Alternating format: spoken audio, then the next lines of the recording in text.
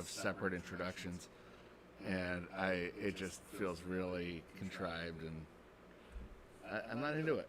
I'm not gonna lie. I was excited a few years ago. You remember when they announced like 15 shows at once, and then like 10 don't even exist anymore, and we got like 3 out of those 5 already.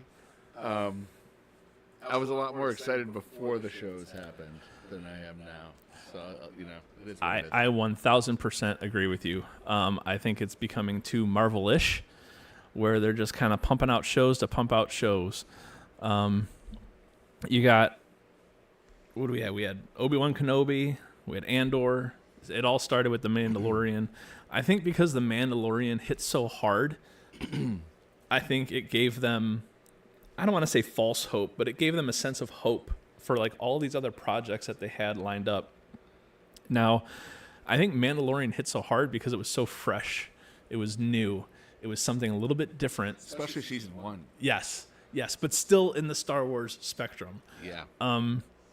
It brought you new characters. It just brought a new story. It brought a whole new twist, but intertwined the Star Wars saga. Yeah. In a way that I don't think anybody else has done yet. Obi-Wan Kenobi, I didn't think was very good. I thought there was too much left out. They could have explored so much more.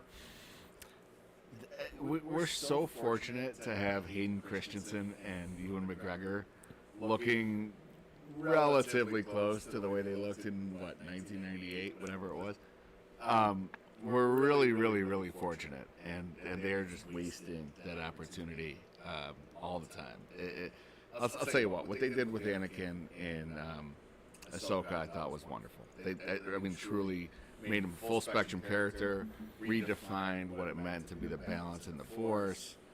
It was cool. I really dug that. Ewan McGregor, like, does every single show need to give us and movie need to give us a previous hero that's now depressed and morose and lost their way and needs something to jolt them back into being the hero that we love about halfway through? It's just like the same story. But at the same time, speaking on Ahsoka with that in mind, she watched her master become the most evil antagonist in basically the history of cinema. Yeah. So this was her master who was always there for her, always had her back. No matter what she did or what she was doing, he always sided with her, regardless of what the Jedi Order would say, regardless of what the other generals would say. He always sided with her, or at least gave her a chance to prove herself. Mm-hmm, mm-hmm. So she witnessed him. Well, she didn't actually witness him go bad, but she was there to see his in the downfall. Yeah. She was there to see his downfall and become what he did. And yes, they did actually duel in Rebels. And so there is that, and she did see who he was, and she did know who that was in the Vader mask. So she knew who it was. So, and mind you, only a handful of people did at the time. True. Because the Emperor kept it as secret as possible. But with that being said, it makes sense for her to be so melancholy, but I think they overdid it. See, melancholy, I wish it was. First of all, Ashley Eckstein is Ahsoka. That she was. I mean, it is what it is. Rosario looks more like her, etc., etc. And Rosario Dawson's a wonderful actress. But when I think of Ahsoka and the mannerisms and the way she, it's more vocal than anything else. Obviously, it's animated. It's Ashley Eckstein, and the way Ashley Eckstein acted in final season of Clone Wars, when she felt Anakin in the Force turn, I wanted a more emoted actress. So if it wasn't anger anymore, because it's been time, I would have liked to see more of like tearful, maybe. Yeah, Ahsoka, than just morose. Morose just gets really boring. I don't disagree. But I understand what they were trying to accomplish with that. For sure. I think they just they poured too much into that emotion when there were other things that were going on. As far as the new projects are concerned, we got Skeleton Crew coming out, which honestly I haven't really heard much of, to be honest. I've heard little things here or there. Andor season 2 is supposed to be coming out. I didn't really care for Andor the first season. Is that right? I didn't.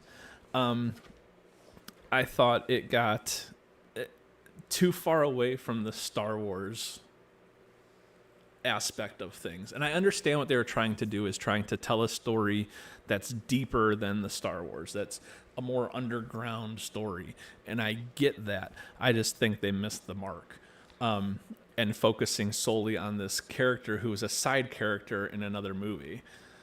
I think if they would have taken Andor and maybe twisted it around a little bit, or maybe made it, made the series about Galen Merrick, and about how he, we know how he gets captured in the beginning of Rogue One. We know what he ends up doing as far as his contribution to the Death Star. But I would have liked to see something along the lines of him and his, what he had to do for the Empire. And, we got the story told to us in Rogue One, but I would like to see more of that behind the scenes. Yeah, first of all, I don't like how Disney will take a story that's really about a number of people and boil it down to one character. Case in point, I think we can all agree that this was Rebels Season 5. Andor absolutely agree. Right? Andor isn't about Andor. I mean, I guess it is, but there's other very, very key players in that show. What I loved about Andor is it felt like 1970s Star Wars. Okay. One part of it. I feel like Disney's like, well, what if we do this for these people, this for these people? And they're trying to segregate and homogenize different fans. Okay. And I feel like Andor, if you took portions of it out, whatever, for the shorter story, you inserted lightsaber battles and inserted some sort of space weapon, it now comes together as a full Star Wars story. It was just one of the three aspects. That's how I felt about it anyway. No, it makes sense.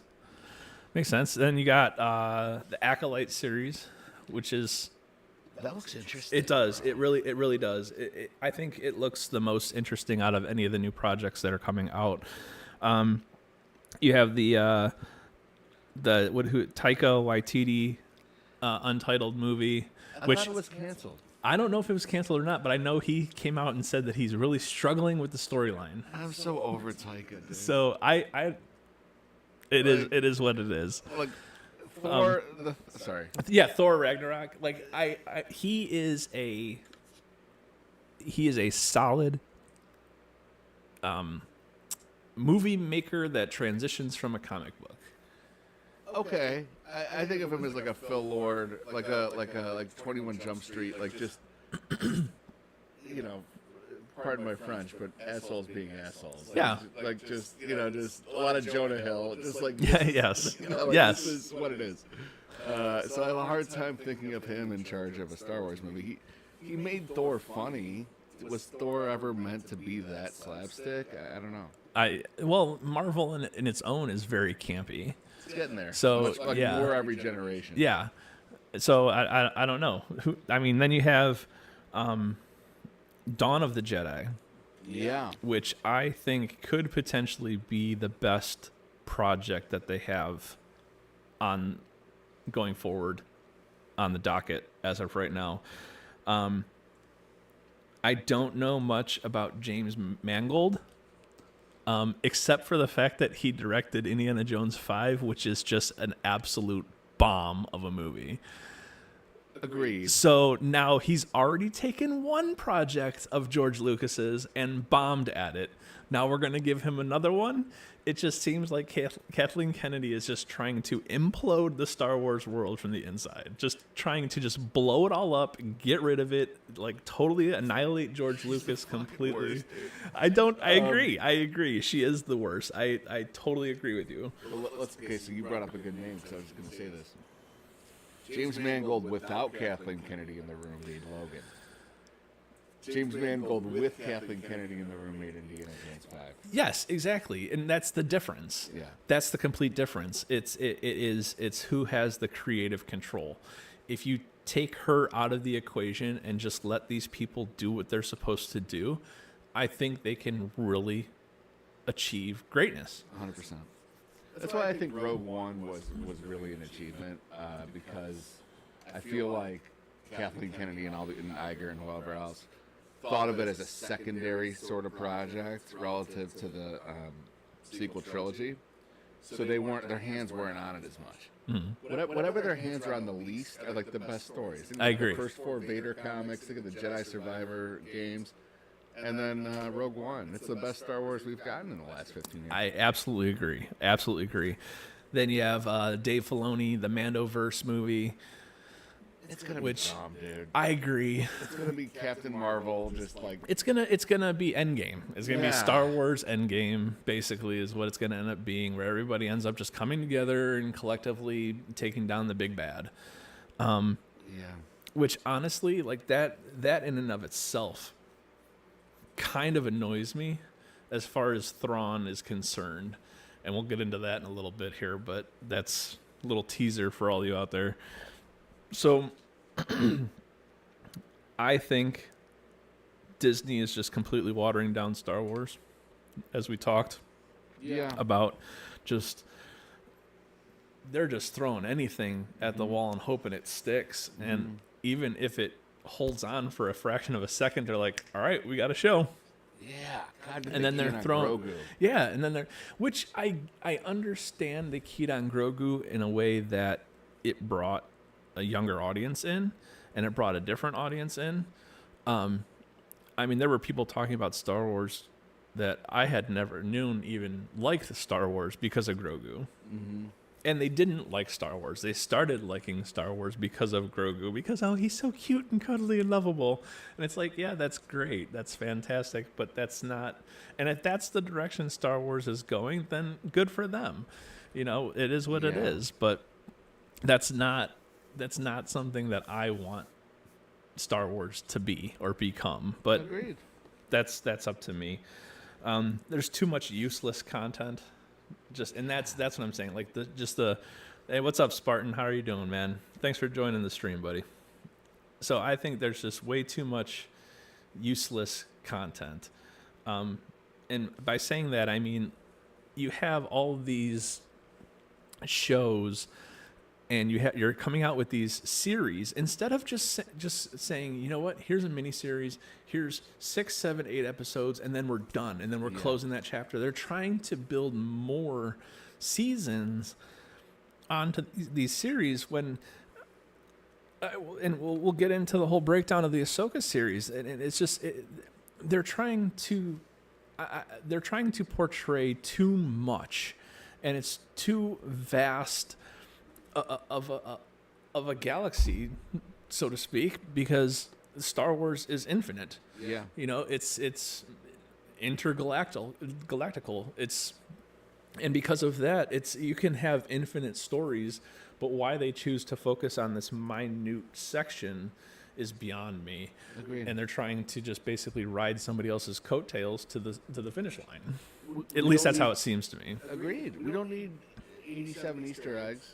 We don't need callbacks to characters that like 4 people know about. Like, I feel like the only fans that they have any exposure to are the Star Wars Celebration like hardcores, and that's who they're catering. They're either catering to those people or to people who know nothing. Mm-hmm. And I feel like, you know, there's like a 70% middle section. You know the movies and like some of the cartoons and some of the comics. And I mean, I know all the cartoons, but I think a lot of people don't. Yeah, exactly.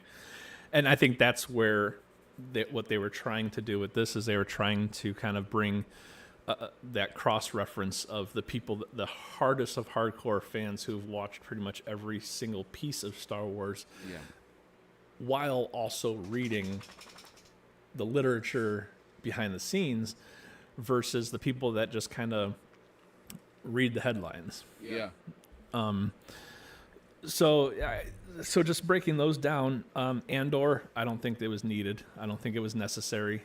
I don't think that Rogue One, I think, told enough of that story that I don't think this Andor show was necessary. Okay. Mandalorian was great and still started trailing off.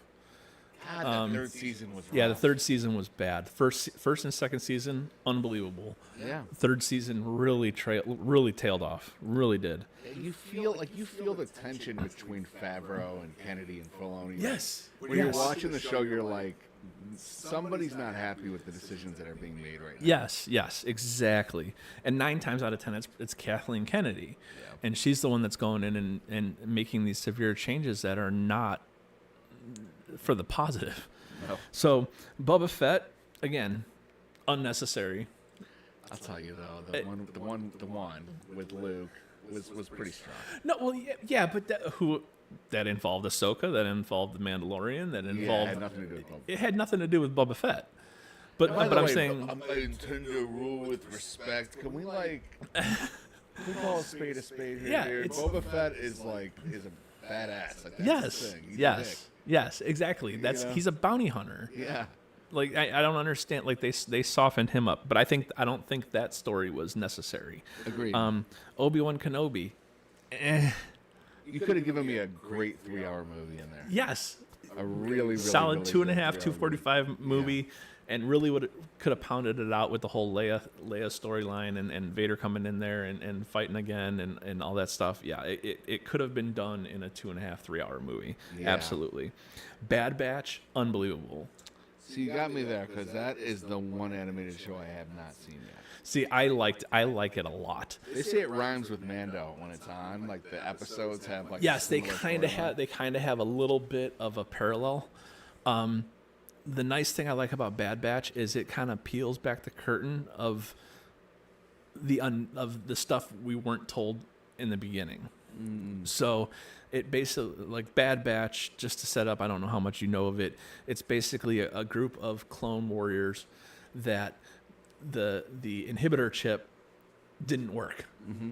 So when Emperor Palpatine, does his thing, execute Order 66, it doesn't work on them. Those are the Bad Batch. Those are the people that it didn't work on. So they end up fighting for the good guys, so to speak, against the Empire. Mm-hmm.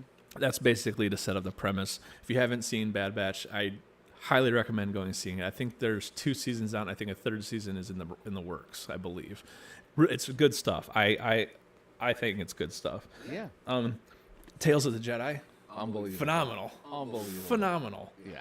Absolutely phenomenal. I wanted more. You get some backstories. Yes, I think we are. I think we're going to get a 2nd season of Tales of the Jedi. I would love to see a backstory of like Windu. Yeah. I would love to see a backstory of, say, Quinlan Voss. Yeah. I would like to even see a backstory of, say, Darth Maul. Wouldn't that be cool? You know what I mean? How did the Emperor get him to turn in the first place? Like, Yeah. what happened there? Yeah. Like, what's Maul's origin story? We all know that he's from Dathomir. We all know like where he came from. Yeah. But where was he turned? How did that happen? Like something like that. Like even you can even touch on the dark side stuff. That could be sweet. I don't know. I don't know. And then you got like the shows like Rebels and Clone Wars and all that Grievous could stuff, be cool, which too, were by the way. unbelievable. A Grievous one would be pretty It interesting. was originally an organic thing. Yeah, like that, and they kind of touch on him a little bit in Clone Wars, and then they touch on him obviously in the movies. Mm-hmm. But I think that's another story that would be interesting. Yeah. Because how did he? Obviously we know he kills those Jedis to get their sabers, but it's like, who were the Jedis that he killed? Traded the Jedi Arts Yeah, by a helicopter. yeah. But I would like to know who those Jedis were, and I'm sure there's somebody out there that can pinpoint exactly what lightsaber he has in his coat when he opens up his right. coat, and they can tell you exactly what Jedi those lightsabers belong to. 100%. Hey, and if you know that, put it down in the comments. Let me know what lightsaber belonged to what Jedi that Grievous owns. So I think that'd be something that's interesting. Jumping into Ahsoka, my initial thoughts, like you said, I think solid B. little, like as you said, a little morose, a little too morose at times.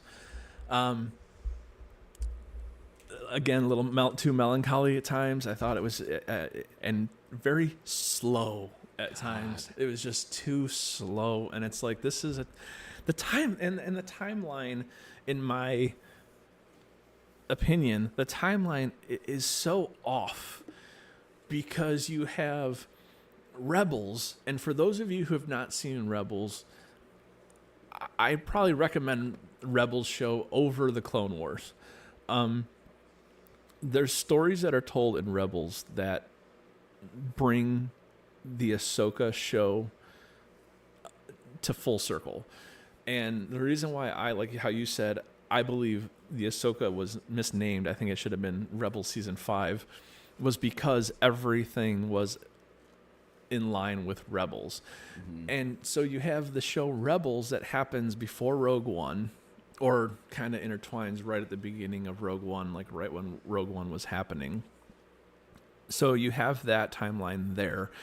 You have all of the characters from Rebels that all of a sudden just disappear for 15 years, roughly, and then now they're all back. Right. And acting like nothing had ever happened. And we'll get into some of those right now. Lots of fan service, lots of callbacks, like you said, the 87 Easter eggs. Yeah. Yes. But there wasn't too much that I thought was new. There were new characters, which I thought Baylan Skoll and Shin Hati were phenomenal. I thought they were absolutely phenomenal. Agreed. Morgan Elsbeth, we got a taste of her in The Mandalorian with her first battle with Ahsoka. I don't want to jump ahead here with her, but I gotta just call it out, dude. She was so effing good. That sword fight, dude, was so good. I thought it was so good too. I liked that fight scene. The only problem I had, and I guess it's because I'm so used to the animated stuff, is the fight scenes seemed so slow. To me, the choreography. She's the choreography was good, but I think the choreography was just slow. Yeah, and I don't know if I think Filoni, it's Rosario. Possibly because she's Bruce Lee's goddaughter. But I think they could have. Oh the lady that plays Morgan Elsbeth. Yeah, I did hear that she has the bloodline Bruce Lee, so that's freaking awesome. It's so cool. So my thing is I think they could have done something with either some camera work or some little quick CGIs here and there to kind of speed up the pace of the fight scenes. I just think that there was a little bit more that it could have been more. All of them, and I'm talking about all the fight scenes across the board through the entire show. I just felt the choreography was good. It was just slow. Yeah, no, 100%. We get Baylan and Shin that show up right off the rip, and I mean it starts off hot. Yeah, that was awesome. They show up on that ship. They just basically take everybody out. Shin Hati shows her power. Baylan shows his power, and basically just walks through the hallway like Vader did in Rogue One, where he is just annihilating people. And it really showcased their power, especially Baylan. I wish they would have touched on that more. I know. Because he came in red hot, and he went out ice cold. Yeah. You know what I mean? Truly. And so it's just his was just, instead of a character arc, he was a roller coaster. He went up and then came down that first hill hot, and then everything else was just kind of mundane with him. I thought the shot when he's down the tunnel and we're looking from the side at the two Republic guards trying to shoot. And you see it bounce back at them because he deflected. Yes. I thought that was cool to see it from that perspective. It was a different. Yes, that was a new perspective. That was definitely different. For sure. I'm trying to break this down as in chronologically as much as possible, starting with part 1, which is Master and Apprentice. Balin and Shin, talking about Master and Apprentice, Balin and Shin Hati, and Ahsoka and Sabine. I guess you could call those Master and Apprentice, even though technically Ahsoka is never a Jedi Master. Oh, that's fair. But so I guess Master and Apprentice, it starts off with Balin and Shin, so I'm guessing that's who they're talking about. But I don't know. They like to play on those words a little bit. They love it. Let's see. We got like I talked about before, the slow choreography. Oh God, it was slow. Hera was perfect. Hera was perfect. Loved Hera Syndulla. I loved the Rebels character. I fell even harder in love with the live action character. I thought she was perfect. Ramona Flowers, if you've ever seen Scott Pilgrim. I have not. It's a wonderful movie. I have not, but I thought she was perfect. I thought her deliveries were good, were spot on. I thought the way her mannerisms were, she absolutely completely embraced Hera. She was perfect. I felt that, yeah. Sabine in the beginning is kind of and she just kept continuing to get to me.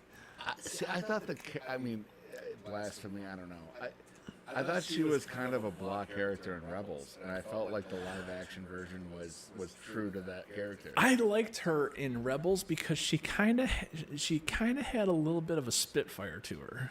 Yeah, I'll give you that. She kind of had a little bit of an edgy attitude. And her motorcycle and the rock music and whatever. Yeah, yes, of course, yes, and the long flowing hair and everything, and they want to have her talk and give a speech. They turn to her, and then the mural is up there. Yeah. I loved that shot. That was so awesome, seeing that Super mural cool. up there and seeing all the characters from Rebels up there. I thought that was amazing. I also want to touch on this a little bit. So going to Sabine potentially being a Jedi or being Force sensitive. Now, Tar Vizsla was the Mandalorian Jedi, human male Mandalorian Jedi, only Mandalorian Jedi in all of Star Wars saga. He is from House Vizsla. She is from House Ren. So they're not related. Correct. Yep. So she doesn't have a bloodline that leads to him. If she had a bloodline that leads back to him, yep, 100%. If she had a bloodline that leads back to him, I could say, okay, I could be on board with it because with her being Force sensitive. Yeah. But just because we can't, and they're trying to really hit this home by saying everybody has the Force inside them. It's just a matter of how much they train and how much they do things and what they can do with it and how far they can go with it. I don't know why they can't. A big issue for me when it comes to that kind of stuff is, yeah, I have some athletic bones in my body, but there's a reason why I don't play professional sports. I don't have the talent. I'll just utilize football for instance. Mm-hmm. High school football. 1% of high school football players go on to play big Division I football. Right. 1% of that go on to play in the NFL. For sure. Now you only have 32 teams with 53 roster spots, or 55 or whatever it is now. So you have the best of a pool of essentially millions of people that come down into a couple hundred at the professional level. Mm-hmm. So yes, everybody can have athletic bones in their body, but not everybody can be a professional athlete. Just because people have the Force flowing through them does not necessarily make them powerful with it. And I'm not liking what they're doing with this, giving general people ultimate powers. Agreed. And they can't, why couldn't they just have it be a progressive thing? Or they were building a really good anti-story, as in she was trying to do the Rocky thing, and we were gonna try to get our montage, but she just couldn't get there. And Wu Yang's making fun of her for it. Now, what if she saves the day anyway without the Force? All the Force users in some way are imprisoned, but the person without the Force is able to use her other talents. Yeah, and that's what I think they showcased in Rebels was they showcased her Mandalorian heritage, which they Look how resourceful we are. Yeah, they kind of did that. They touched on it a little bit here and there, especially when she later on in the later episodes where she started using her wrist rockets and her flamethrower and stuff like that, and really utilizing her armor to deflect blasters. I just wish they would have done more with that and less with the whole Force thing. I mean, we're nowhere near this, but throwing Ezra, that was Yes, yeah. Well, yeah, we're definitely gonna be getting there soon. So, her having the Loth Cat, and then they just it was just a cameo to maybe sell merch. Yeah, somebody put online, I saw recently a meme or something that said like, "Who's feeding that cat?" That's funny. That is great. Oh man, we're in another galaxy. So, moving on. Like I said, we're moving at a snail's pace. There's really no substantial storyline being told yet. Correct. In the first episode, at least. We know that Ahsoka takes the map, and she has the map. She gives the map to Sabine, who ends up losing the map to Shin Hati, who apparently is now weaker than she was in the beginning of the episode because she can't even take out Sabine, who has like very minimal training, and you can tell from the beginning of the episode that Shin Hati is very powerful. Agreed. So that should have been a very easy battle, and it shouldn't have left Sabine with a flesh wound, plain and simple. Agreed. That was a tough one. Episode 1 was the second half of episode 1.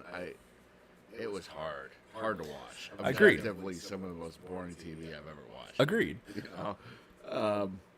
And yeah, like you said, Sabine, just their handling of Sabine was so dumb. Like, set her up. Oh, she's been gone for 10 years and she grew in the Force somehow, and we're gonna explain it later. But she's super Force powerful now.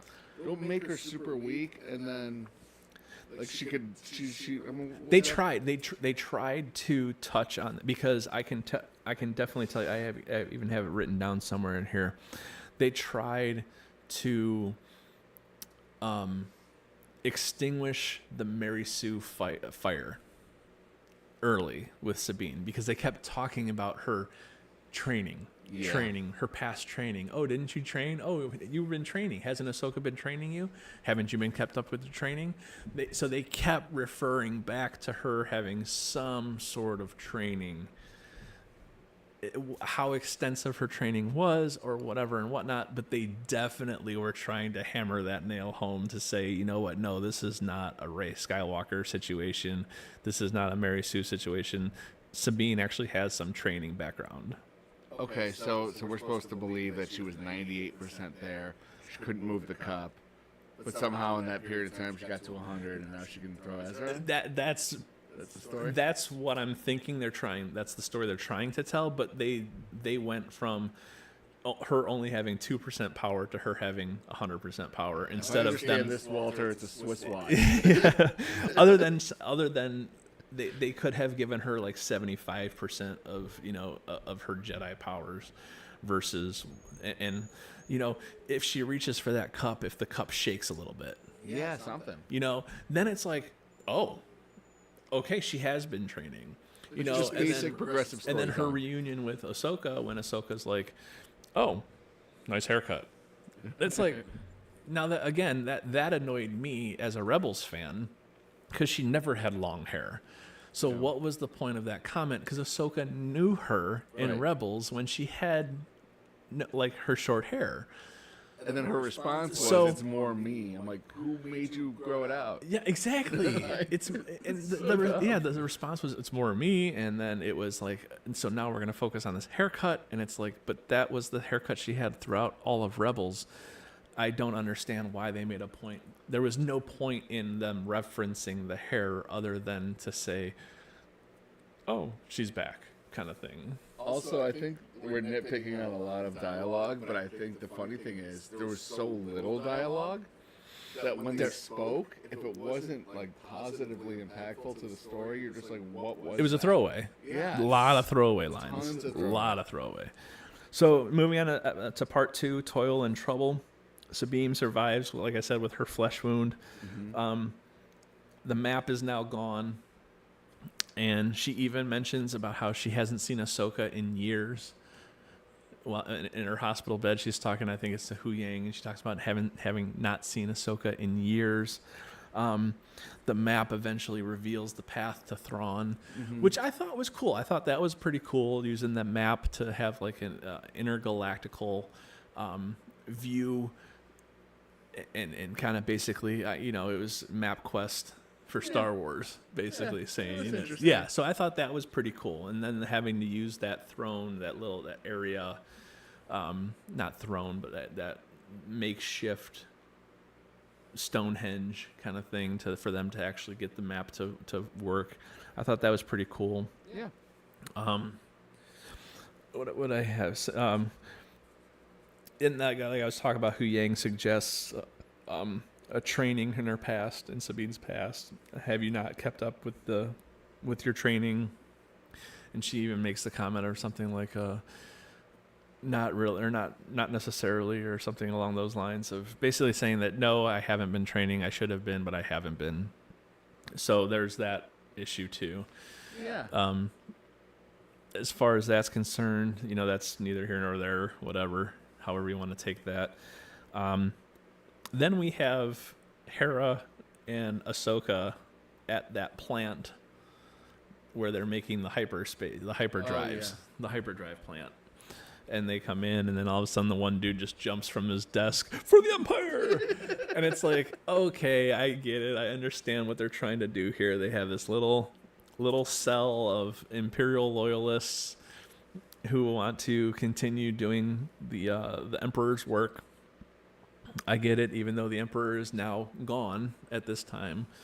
And the world is basically, the galaxy is in chaos. Yeah. So I get it.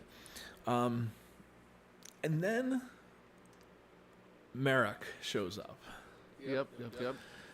I guess, judging by his blade, his saber blade, I guess he was an Inquisitor, I guess. Or he was an Inquisitor. Oh, that's interesting. That didn't occur to me. I thought he was just a ghost, like just a whatever. I think he was. I think because of the one fight scene later on where, and now I'll touch on that too, as far as like the green mist and the screams and stuff, and then what happens there. I thought maybe he was a resurrected Inquisitor. Interesting. By the way, like they slash open his. I know, like I gotta stop, but they slash open his armor, and that's how you kill a ghost. Like yes, it's like, why don't you just open it up and like let it escape? Kinda dumb, Yeah, whatever. I'm yes. I wanted him to be something interesting, but so I actually,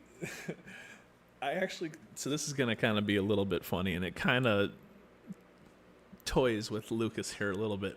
I compare Merrick to the sword guy from Lost Ark, Raiders of the Lost Ark. Oh, where he comes out with the swords and he's like, cha cha cha.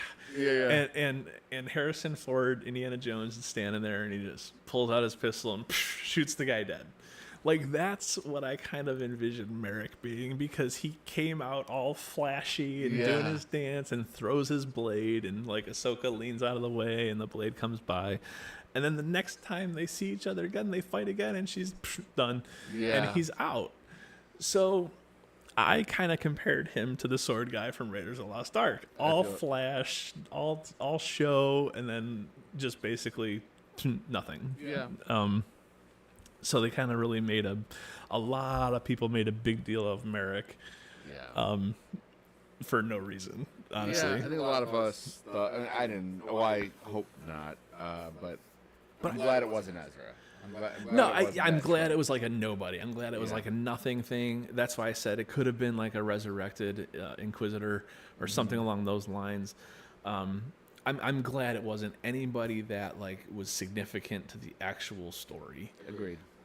I thought he had potential. Yeah. But then once he ends up getting killed off, it was like, oh, okay, whatever. See you later. No big deal. No harm, no foul. Yeah, exactly. Chopper was great. Sweet, Chopper dude. was awesome. Yeah, Chopper was great. classic Rebels Chopper. You can kind of almost tell what he was saying. Yeah, I know. It's great. Just like in Rebels, like there's certain times where it's like, oh my god, you knew exactly what he was saying. And like they kind of did that a little bit there with some of the stuff, which was kind of nice. And then, like I said, we talk about Sabine pulling out her old armor and cutting her hair. Yeah. And like I said, why? What was the significance of that? Because the Rebels fans know that was really unnecessary, and if she wanted to do something to cut, like there was no reason for Ahsoka to draw attention to it, because if she wanted to draw attention to it, she could have said something instead of saying something along the lines of the campy line of nice haircut, they could have done something where she says, you're looking more like yourself today, or you're looking more like yourself, or just something like that. The dialogue was so clunky, which dude. for Filoni, I was very disappointed. Yeah, truly. Especially with how witty Rebels was. Yeah, 100%. Like every single character had wit, no doubt, and was like spicy with their comebacks. Yeah, and they hit. They did. They were funny, and it was like I don't know. It just felt to me like there was just so much raw emotion in Rebels. Like you could be happy and sad, laughing, crying. It was like there was all over the place in Rebels. 100%. Ahsoka, I just felt like I'm just like watching it, just like okay, here, okay. Oh, okay. All right. Like, I didn't feel attached to anybody. No. You waited 5 minutes for someone to say something, and what they said was like, yeah, I live on this ship now. Yeah, it was... You're like, oh, okay. Extremely unnecessary. We move? We move on, yes, please. extremely unnecessary. So we'll go into part 3, which was called Time to Fly. Sabine is now training hard.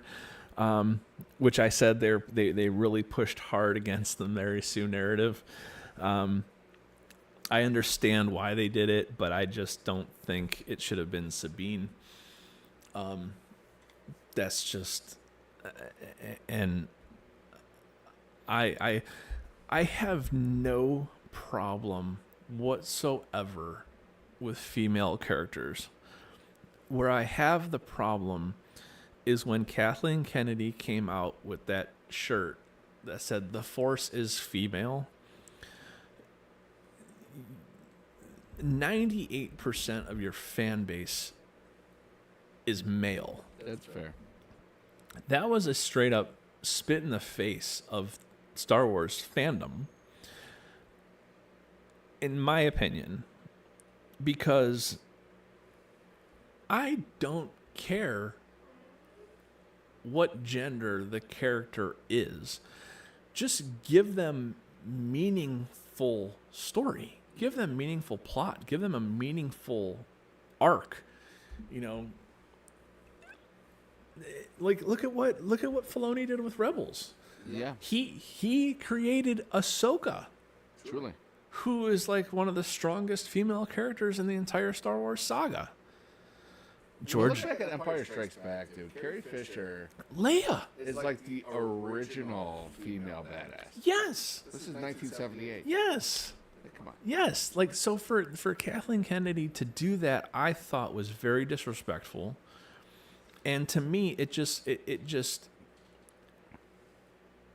pokes the bear as far as the whole Mary Sue narrative, because now you're giving ammo to a fan base who's already agitated.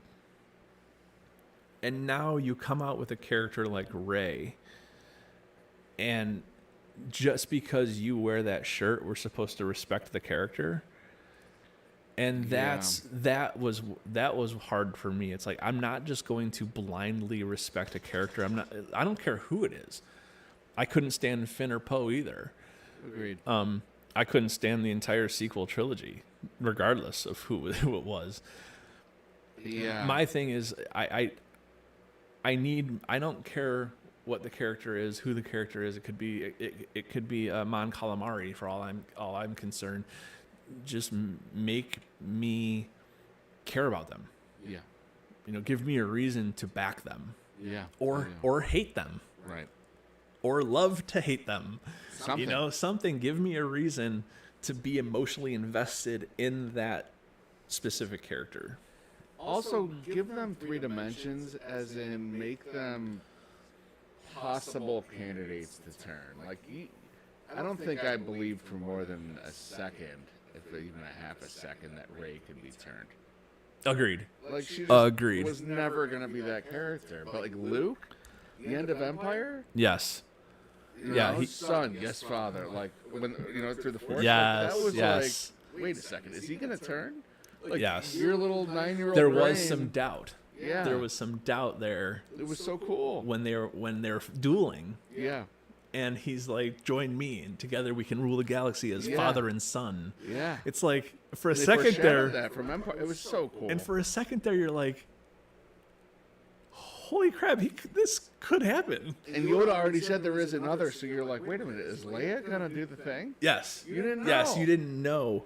And yeah, there was, but there was that mystery. There was that mysterious aspect of you. Nothing was set in stone.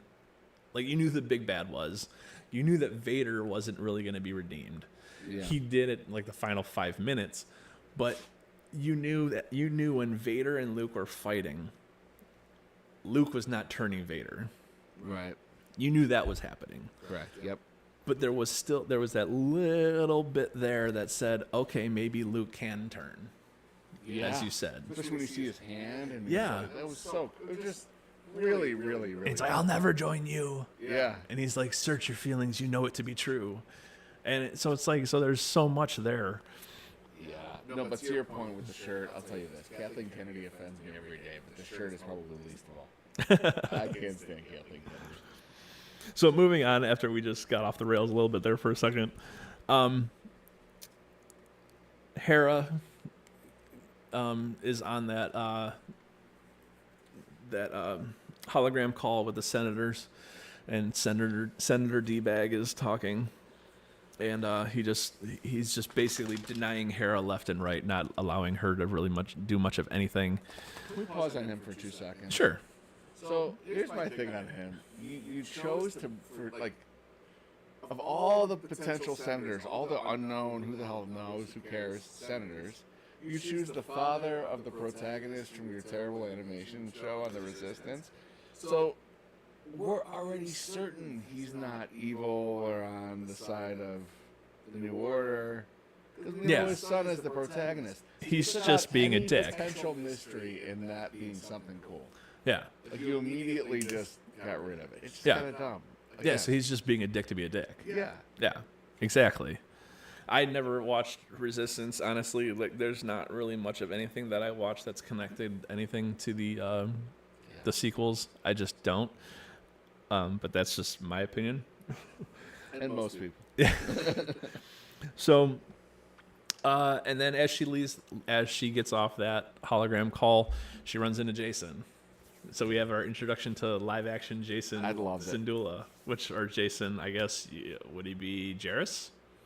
I think he goes by Syndulla. Yeah, so it's like, Jason Syndulla, I guess. I'm into it. I love it. I thought he played a good part. I thought the kid was good. I thought so too.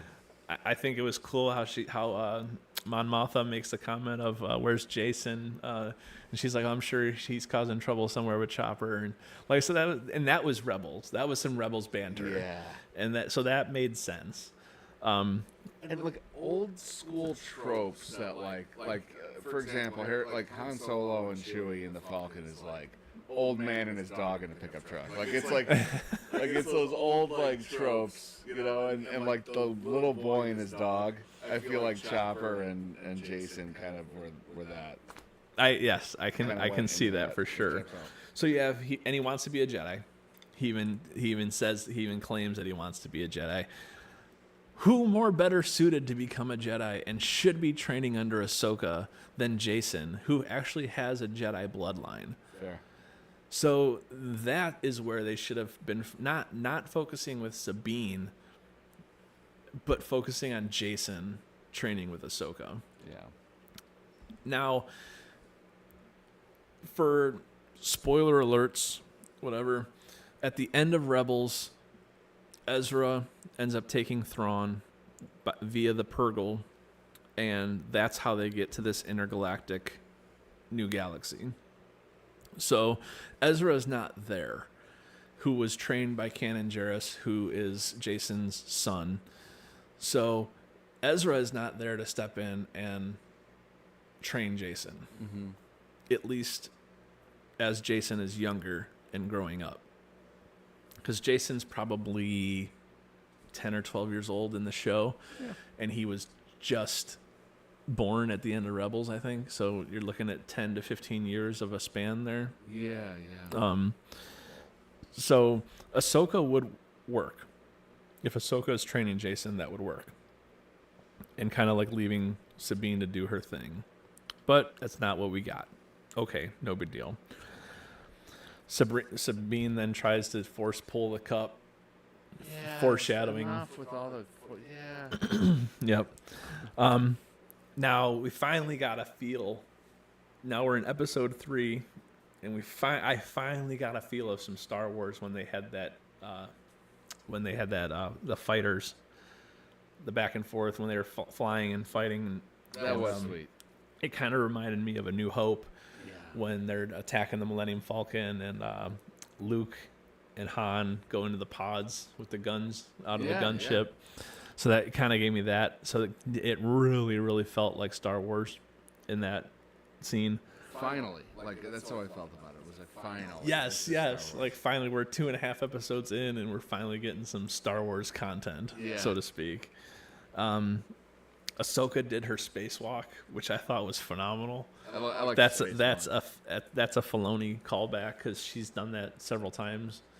She did that a couple times in Rebels, where she was on the wing of a starship. That's sweet. So that was pretty awesome. I thought that was really cool how she basically goes out there and fights off the blasters. That was cool. Again, we touched briefly on the Purgles, which is another Filoni callback to Rebels and Mandalorian, because they showed him briefly in Mandalorian. Now, I heard some speculation saying that when the Mandalorian and Grogu are in hyperspace and Grogu senses the Purgles, they're saying that Grogu sensed Ahsoka in the mouth of the Purgle. Now, my thing is, I don't like that for the simple reason that for them to, it's one thing for Star Wars hyperspace to move from one planet system to another planet system. It's one thing for have these Purgles moving from one galaxy to another galaxy. So I think those Purgles were moving in hyperspace, not in intergalactic hyperspace. Oh, because they were kind of moving at the same speed. It wasn't like the Purgles were flying by them. Oh, that's fair. So in The Mandalorian, I think they were kind of moving the same speeds. I think they were just both in hyperspace. So I don't think Ahsoka was like there. Yeah. I just think he was sensing the Purgles. The coincidence that they'd be in the same hyperspace lane anyway. Yes, exactly. Like, because they're in intergalactic hyperspace. Yeah. Because even Hu Yang, when they start coming out of that, says that I can sense the Purgles are slowing down. Yeah. I think we're going to be getting out of this soon. So, and plus what you needed for that intergalactic travel was so much more than just the hyperspace travel. True. So I don't think I I understand why people would think that, and it would be pretty cool to kind of like have that connection, but I just don't see it. Only if it made sense. And I don't think it does. I don't think it does. Again, here we are 3 episodes in, a few new characters, but nothing really new. There's still nothing really new. Everything that we've seen is everything that we have seen in Rebels. Moving on to part 4, which is Fallen Jedi. You get some droid on droid action. And you know what though? That actually made some sense that Hu Yang could defend himself, because think about how much he has I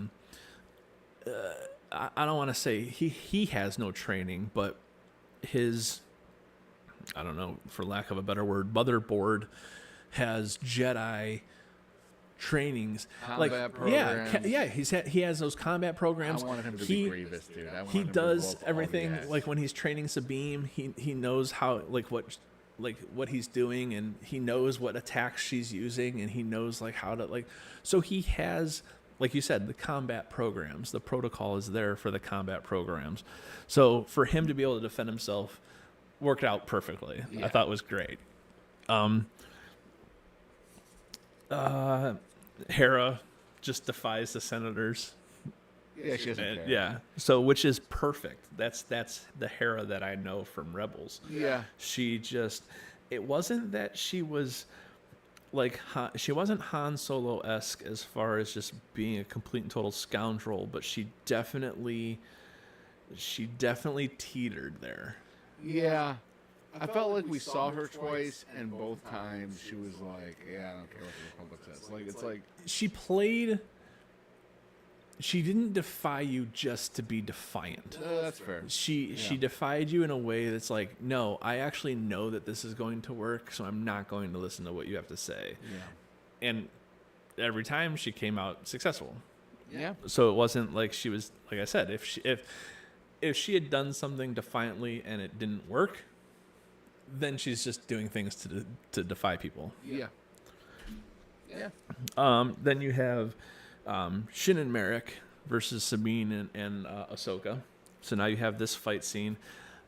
Now they're trying to show that Sabine has a little bit more powers, but then there's one part where I don't know if it was in that fight scene or if it was another fight scene where Shin Hati actually goes to Sabine and goes, "You have no powers." Yeah, I think it was that one. And so it was like clicking on to Shin. It was like, wait a second, like this is not a Jedi. Yeah. So maybe because in the very first fight scene they had together, since she did ignite the lightsaber and she had a little bit of lightsaber training, maybe Shin was like kind of, playing more of a defensive role, where in that forest scene she was more aggressive. Yeah.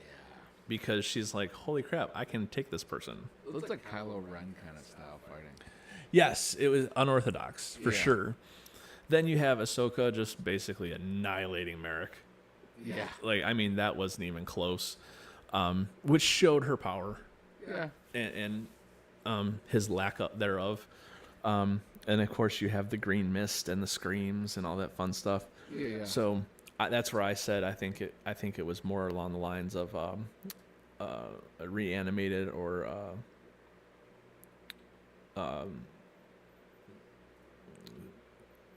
Inquisitor. Yeah. But here's the thing: the are we supposed to be afraid of Inquisitors? They just show up and get their asses kicked every time. We were afraid of them in Rebels. I mean, Grand Inquisitor maybe, but the fourth brother and the second, they just kept getting their asses kicked. They did in Rebels as well, but it was harder. They weren't as easy to defeat. Canon and them, they took their shots on the chin. Yeah. And as far as that's concerned, I didn't mind what they did with them. I think they should have done a little bit more. Because like in Obi-Wan Kenobi, they come in like they are the rulers of the galaxy. Yeah. Like nobody's gonna mess with them. And then one Jedi with a lightsaber comes in and just cuts them all down. Yeah. So I do agree. Like they were a little bit soft than they should have been. A little softer than they should have been. That's all. Yeah, that's all. I'm trying to say. I still think Shin should have just annihilated Sabine, but it's Agreed. not going to happen. No, plot armor, dude. Or I wish she could have done something different. Especially after when you see the rage in her face after she watches Ahsoka cut down Merrick. Yeah. Shin definitely a switch gets flipped in her, where you definitely see her go from anger to rage. So, and it was like, and so I wish there would have been, and then Sabine ends up using some of her Mandalorian tricks to kind of like do some stuff, and then Shin ends up, escaping, so to speak. Then you have Baylan and Ahsoka's first duel, which I thought was good. Again, too slow. Again, just too slow, and it could just be the characters' ages, whatever. Yeah. But having seen how powerful Baylan is and knowing how powerful Ahsoka is, I think they could have done more to expedite that fight scene and really kind of made them look a little bit faster than they actually were. Choreography was good. Don't get me wrong. The fight scenes were good. I just thought it was too slow. A little slow. That's yeah. all. That's all. Truly. I'm probably nitpicking on that, but that's just my opinion. No, I'm with you. So now, hear me out on this one. Baylan and Ahsoka, the son and daughter. Ooh. Because all the lore of the ones with the father, the son, and the son and the daughter are always at each other's throat. They're always fighting. They're always squabbling. They're always quarreling. They're always going back and forth. Always. The father was there to kind of like not keep the peace, but he was kind of there to oversee them, their squabbles. Mm-hmm. The mother was the one who actually kept the peace. I don't know if we're ever going to see the Aboleth. And they're really going hard at the hoop with this. They're shit on trying. YouTube. They're really trying. Yeah. I don't know if we're going to see that or not. Well, only time will tell. But if you think about it, so you have, that's my theory. Baylan as the son, Ahsoka as the daughter, and then Anakin as the father. Baylan as the son, they would have to do a lot to his character to make him that dark. Because we watched him be empathetic toward the Jedi after just stabbing some dudes. Like, you're just like, okay, well, he's got some empathy in him. Empathetic to the Jedi. Yeah. Yes, because he knows the power of the Jedi, and he knows the Jedi lore. Not empathetic towards if they weren't Jedi. Oh, I see. That's fascinating. Yeah, we know that, right? Because we watched him just... Yeah, he completely annihilated the entire first scene of the whole series. That's fair. But yes, he used to be a Jedi, so he is empathetic towards Jedi, but he doesn't have a problem squaring up with Jedi. I can't say what you're saying isn't... I mean, it makes a lot of sense. But I mean, that's to be seen. I'm taking a shot in the dark with that. Yeah. But later on, one of the final scenes of the whole series could potentially tie that all together, and I'll tell you why. Okay. I kind of go into that. So, again, like we said, the fight scene was slow, but it was good. Mm-hmm. It was more of a distraction than anything else. But then you see Shin comes back. Mm-hmm. Ahsoka is thinking that she killed Sabine. Right. I don't know if that was a force choke or what Ahsoka did. Dude, that was heavy. But that was some dark side stuff. Yeah. What Ahsoka did to Shin Hati there by lifting her up with the force and then slamming her against that rock. That rock. I thought it was great. I thought it was phenomenal. I thought for once it was like we're actually seeing some emotion being tied into this, because they always say don't let your emotions control you, and it's all, but it's like, how can you not? You're still a human being. You're a Jedi, but you're still a human being. How can you not? And that's what led Anakin to becoming what he did, is because he let his feelings and he let his emotions get the better of him. You're allowed to still have emotions. You're allowed to still have feelings, but you just have to learn how to control them. And that was the difference. He didn't know that. Yeah. Yeah, I mean, I don't know if they were foreshadowing there because Thrawn said something about maybe, I forgot how he said it, but something to the effect of your master caused a lot of trouble and perhaps we'll see the same type of trouble out of you. I mean, it's obviously nowhere near Yes. that, but something of that nature. And now she has the sword. Well, I'm jumping forward here. But the Force choke is definitely, I think, a long one. If we're doing a Chekhov's gun, if Disney didn't forget about Chekhov's gun, so I feel like they forget about it a lot. It's this is a good example of it. We'll see. I mean, Ahsoka and the dark side would be something interesting. It would. I don't think it's going to happen, but it would be interesting. The temptation might be. Yes, exactly. Which also leads into the whole Luke and the mystery of could it happen? Yeah. And that's the whole thing. Yeah. Sabine won't destroy the map because she is being selfish, because she doesn't want to lose the only potential shot that she has of getting Ezra back. So her selfishness is what plays that part, which I understand. I get it. It is what it is. Yeah. Yeah. I mean, she's young. She's supposed to be impetuous. So. Yeah. And Balin shows his strength and persuasiveness when he basically knocks Ahsoka off the cliff and then persuades Sabine to not destroy the map, but then to just come with them. Yeah. And then the way that ended, I thought it was going to go in a completely different direction. I mean, I know we'll get to the next episode when we get there. Mm-hmm. It's just it was kind of odd the way they ended that and then began the next. I don't disagree. It was, yes. And then you have Shin force choking Sabine. Mm-hmm. And so it's like, all right, now she's really, really getting into this dark side emotion now. And I'm like, okay, this is getting some legs. This is growing some legs now. Yeah.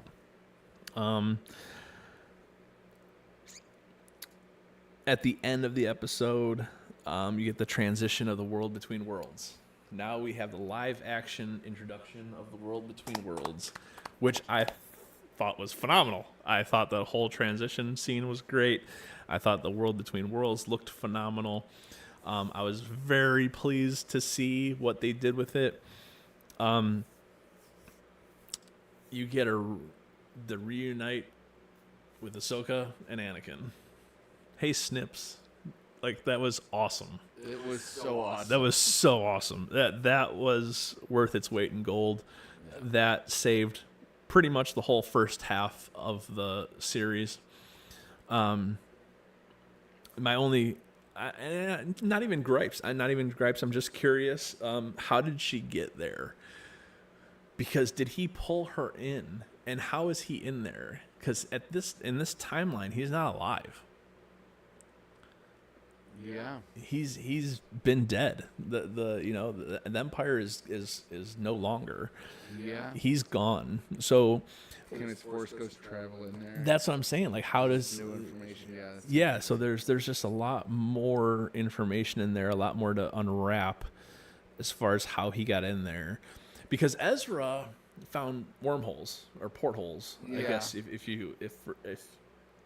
in Rebels, he finds these portals that allow him to enter into there. And he actually pulled Ahsoka in right before she got struck down by Vader. See, you know what I think? To your point, when we think about the last scene of the show, I know I'm jumping way ahead, but the Force ghost of him outside of the world between worlds. You know, when they do that, the idea is to, like, pay something off. So maybe that was supposed to be the question.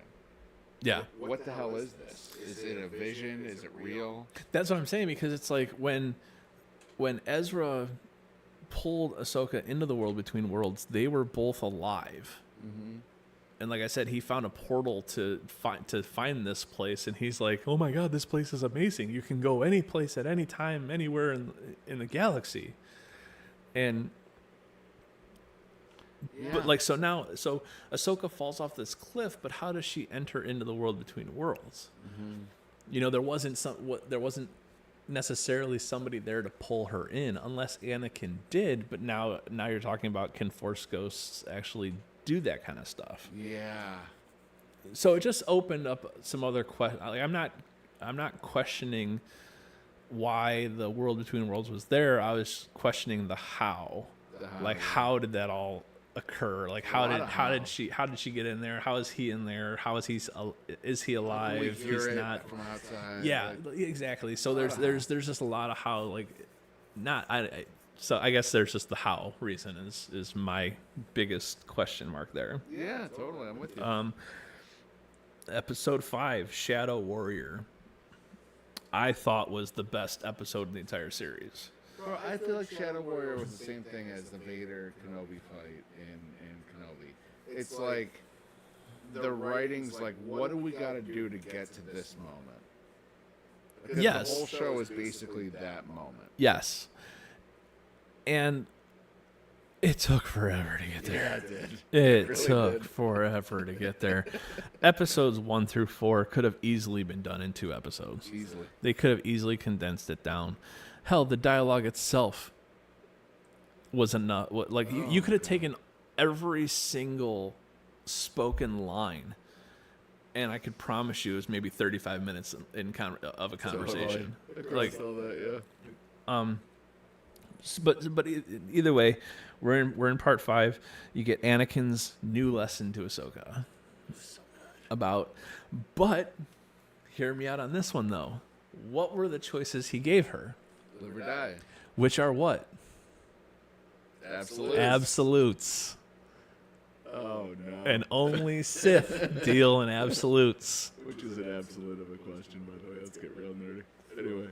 But Is it? But I. So now the question kind of shifts. Oh, I see what you're doing. Which Anakin is this? Is this an Anakin that it's her master Anakin, or is this the Sith Lord Vader? What about door number 3? What if he's Anakin of balance? Wouldn't that be something? That plays into my part towards the end of the whole series of the Father. Yeah, totally does.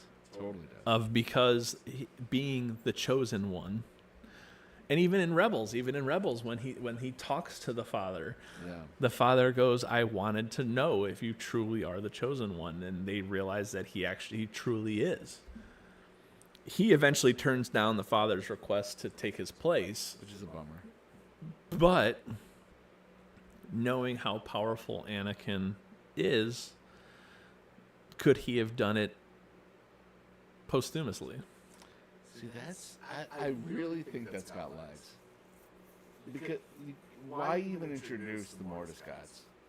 Yeah, You're not going to call it back to that. Yes, exactly. That's what I'm getting at. It's like, what is the point of having these Mortiscots if you're not going to truly utilize them?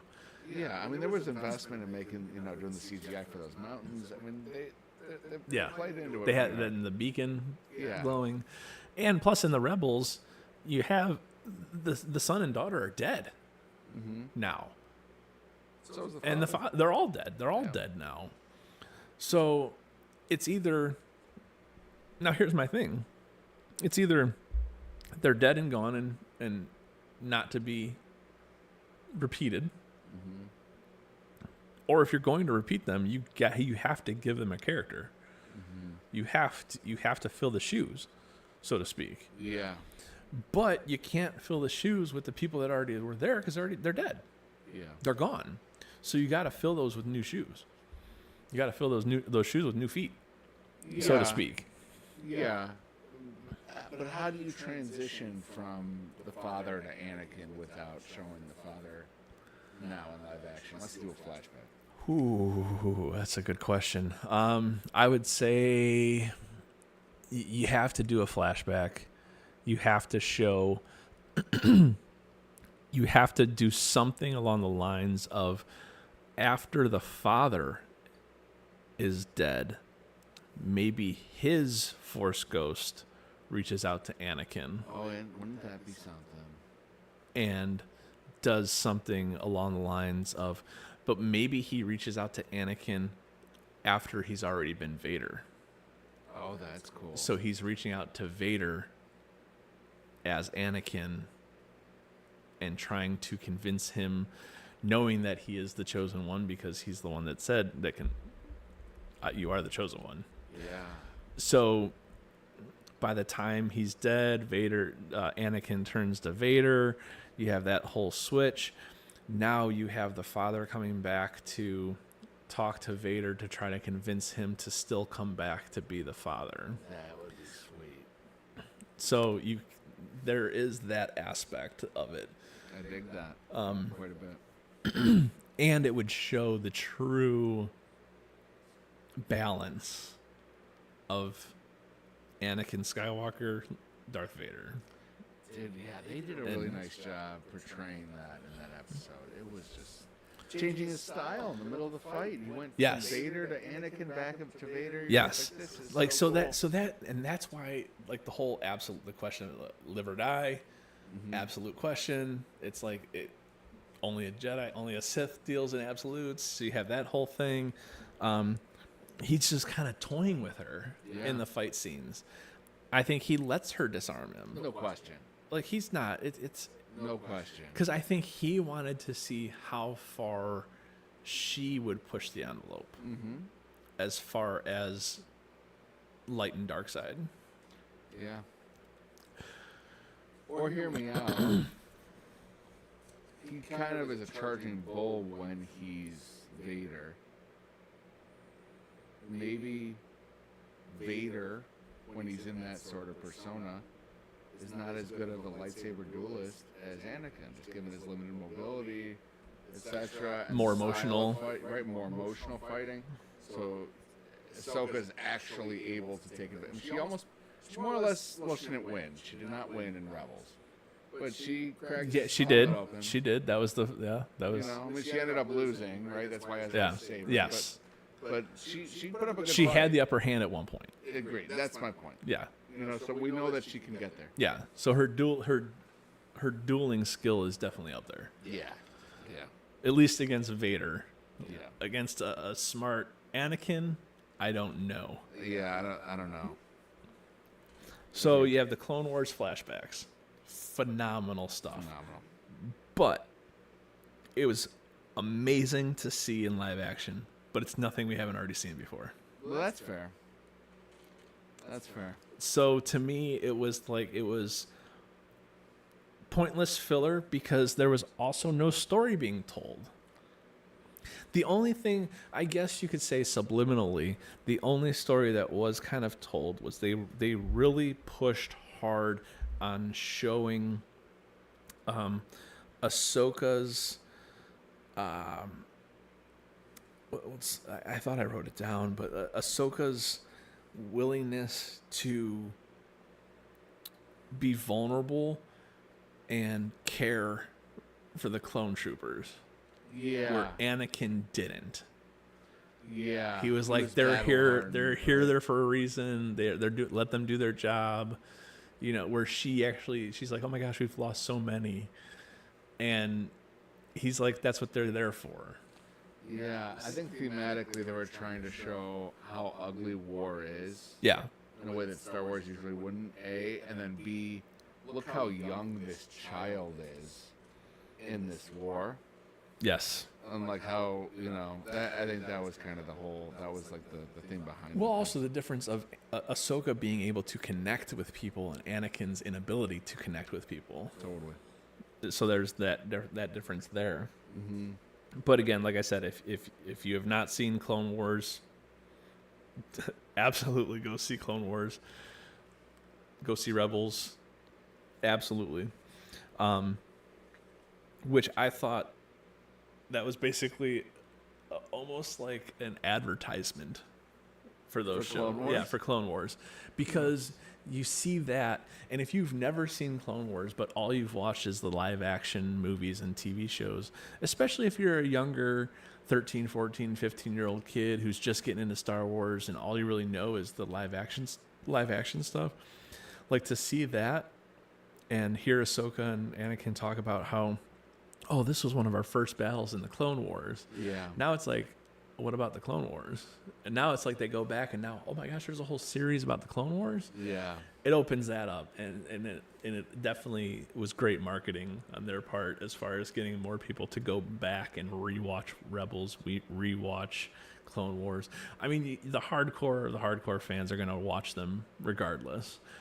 But if you had somebody just kind of skim through the episodes, they're actually going to go back and watch them more intently and actually like be invested in them rather than just have them be another cartoon.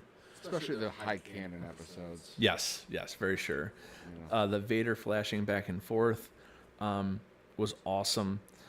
Showing the Battle of Mandalore was cool. Phenomenal. With the Mandalorians. And I loved how Anakin was like, I don't remember this battle. And she makes the comment of, we had parted ways at this point, which I thought was phenomenal. I thought they set that up great. I think it kind of, once they do separate, I think she realizes that in that moment, in the world between worlds, and the fight where he's back and forth, Anakin Vader, I think she comes to the realization that even if they had not separated, she couldn't have saved him. Oh, that's fascinating. He was turning regardless. Oh, I dig that. I never put that together. That was already like, in him. Yes, it was already in him. He was going to get turned. Yeah. Because it had nothing to do with Ahsoka. Right. It had everything to do with Padme. Yeah, when she watches him march out and flashes the Vader there, It had, because she's watching him in the one of the flashbacks, and as he's leading the troopers, he flashes into Vader again. Yeah. So it was almost like she knew, like she comes to the realization that, okay, he was becoming Vader no matter what. Yeah. And because it had nothing to do with her, so I think that was kind of her acceptance of saying, you know what, it wasn't my fault. Yeah. Kind of in a way. And that's when she changes and says, I choose to live. Yeah. Because it's kind of like, I'm not guilty anymore. I don't feel responsible for your choices. Yeah. And maybe that's why she was so morose in the first half of the series, because she felt so responsible for his choices. Yeah. In a way. True. And then towards the end, you got, was it Ahsoka gets saved? Jason hears them, which I thought was amazing. How'd you feel about Hera hearing them? I don't think she did. I don't think she did. I think she was being. I think she was being the mom, humoring her son. I like that. Like, oh my gosh, Ma, can you believe that what just happened? Oh yeah, honey, that's great, fantastic, great job, good job. I did you see that? I totally saw it. Yeah. Kind of thing, like wow. Kind of thing. Oh, so that never occurred to me. So I don't like. That's at least what I got from it, because she never had a single ounce of force, other than Kanan Jarrus in her body whatsoever. But so I don't think, and that's why I'm glad they just kind of like made it a real quick little smirk, and then she walks away. Yeah. And I think that was just kind of just to say, you know what? Oh, I hear it. There it is. Like kind of thing. Yeah, like I get it. I hear it. I like that. So I think that's kind of what that was, which I thought was great. For sure. So episode 6, Far, Far Away. Hu Yang's story. Yeah. What do you think it could be about? I want to hear your take on that. See, I listen to all these guys on YouTube. The one dude on Emergency Awesome, I think, Charlie, he like had this, like he had it broken down like he was absolutely certain. I'm like, how are you certain? But the idea is that it's supposed to be the prequels, and then there's the original trilogy, it would be part 2, and the sequels would be part 3.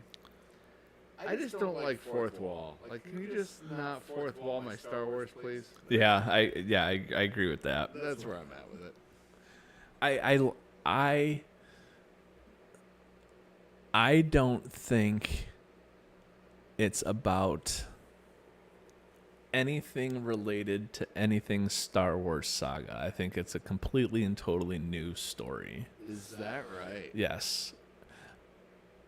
I don't think it has anything to do with Raven or Reven or whatever. Is that what people are saying? Like they were talking about how it could have been like Knights of the Old Republic. Oh yeah. And like they were saying like because they're saying that they don't truly know how old Hu Yang is. Yeah. Exactly. So I think it's just a story to tell Ahsoka more like as an uplifting way to kind of like let her know that she's okay in a way. Yeah. But I don't think his story to her has any bearing whatsoever to the Star or any connection whatsoever to the actual Star Wars saga. Interesting. Okay, that's a new take. I dig that. There's a lot of speculation that it's basically like the opening crawl, like Hu Yang's the one telling the story of Star Wars. That would make sense. Which also would make sense that he has numerous stories that nobody's ever heard of either. Yeah, I always had a similar theory on R2, because R2 was at every pivotal event in Star Wars history through the first 6 movies. And they talk about him, or they talk about R2 getting his mind wiped sometimes, but you never actually like see it. Yeah. They never actually really. They talk about take these droids and have their protocol minds wiped or whatever and stuff like that. So they talk about it, but they don't actually ever truly dive deep into the memory erasing of the droids. Yeah. But so we get into part 6. We have you know how they have that Purgle graveyard as like a ring? Mm-hmm.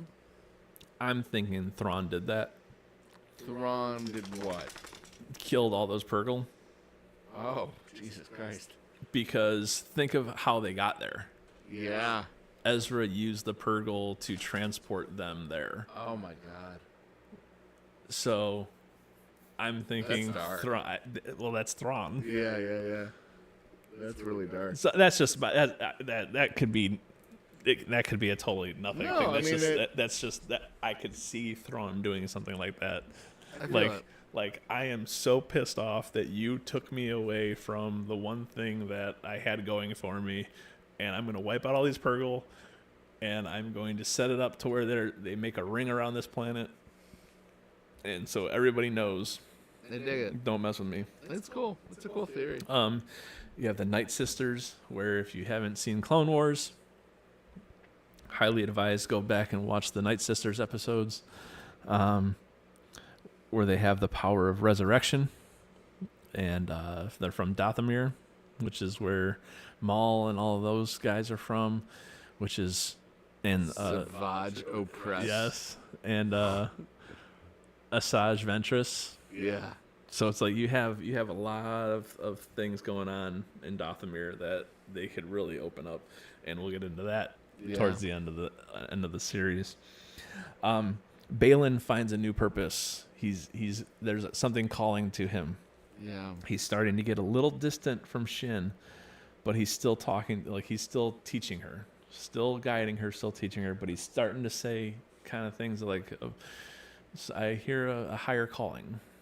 So there's something else going on there. Yeah. And Shin is now power hungry. Yeah. She's like, let's go do this. Let's go take him out. Let's go. And he's like, gotta be patient. Gotta be patient.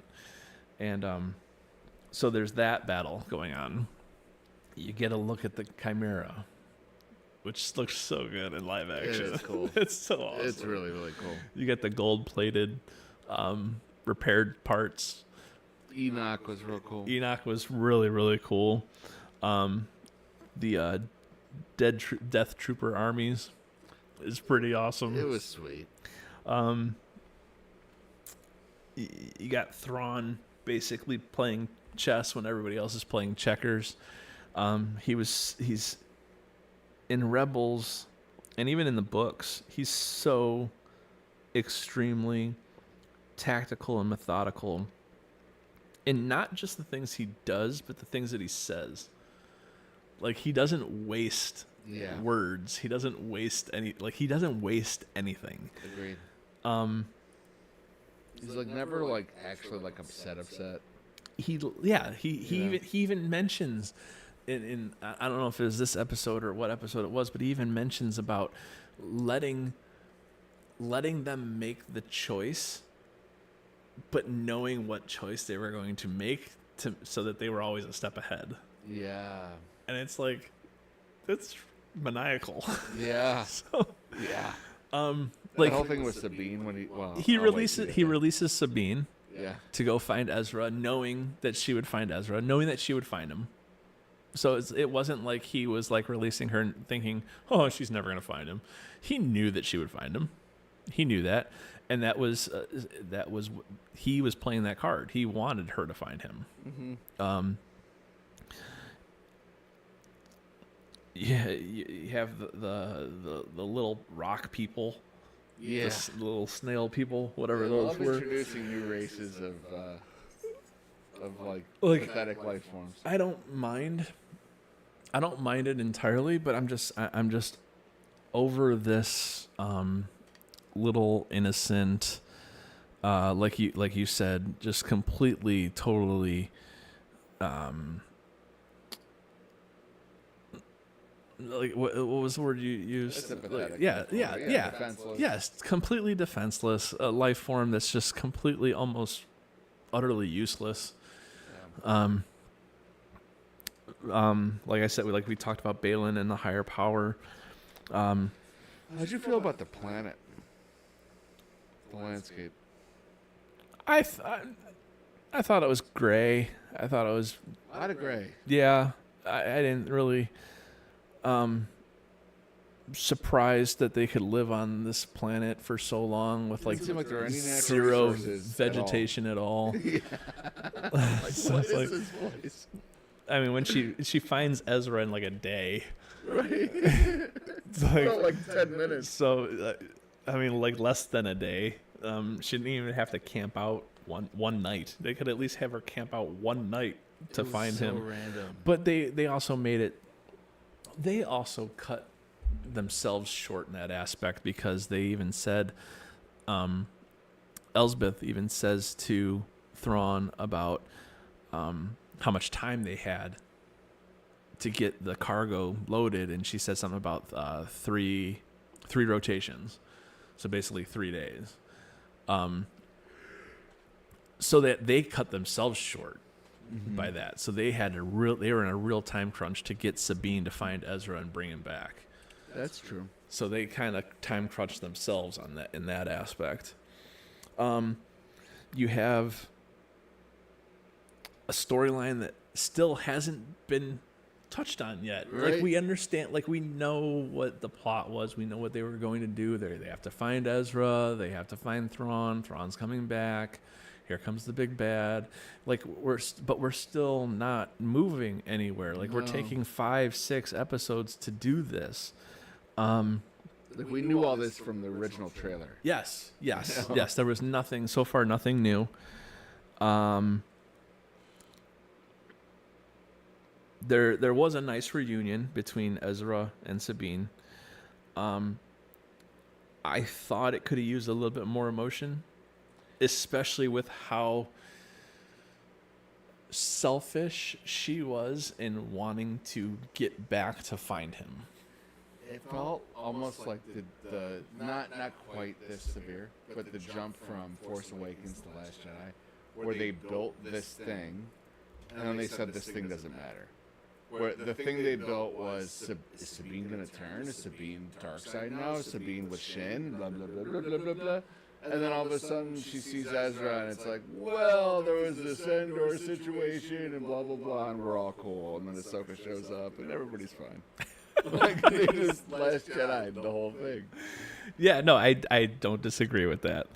And that was pretty much my next point, is there was so much to talk about between Sabine and Ezra, and she explains nothing. you have an entire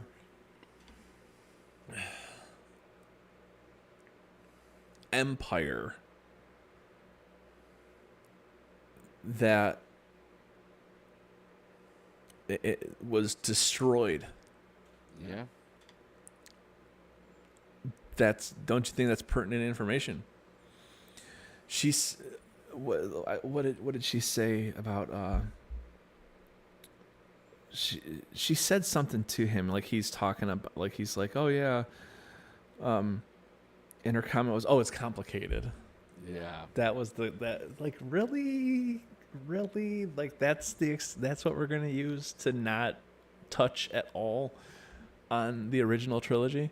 Could you imagine the other way that could have gone, where she tries to paraphrase the original trilogy and it coming out really cool, like her trying to describe the Death Star to him, because he has no idea what the Death Star is. Yes. And be like, he blew up an effing planet. Yeah. Like, he blew up Alderaan. Like, yes. And just like, what would Ezra's reaction to that? Yes. Like, how cool? I think that could have been a really good payoff.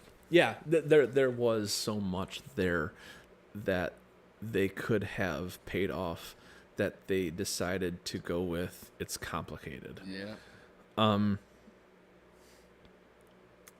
So there's that whole missing chunk of time that they didn't even touch on.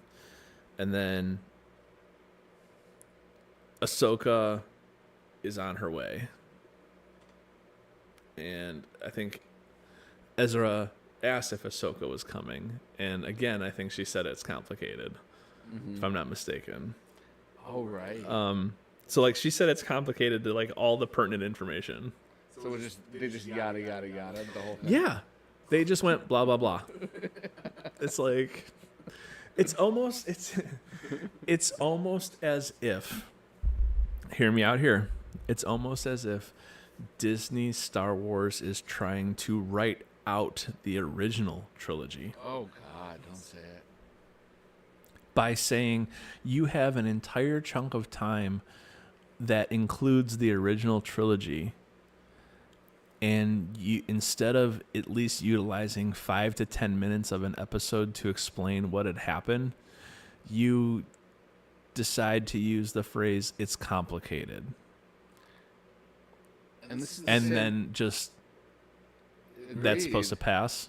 Agreed, and the fact that this is the episode where Hu Yang opens it by saying a long time ago in a galaxy far, far away.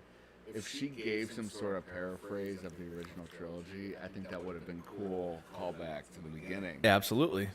Absolutely. So many misses. Yeah, that's a big one. Absolutely. Completely agree.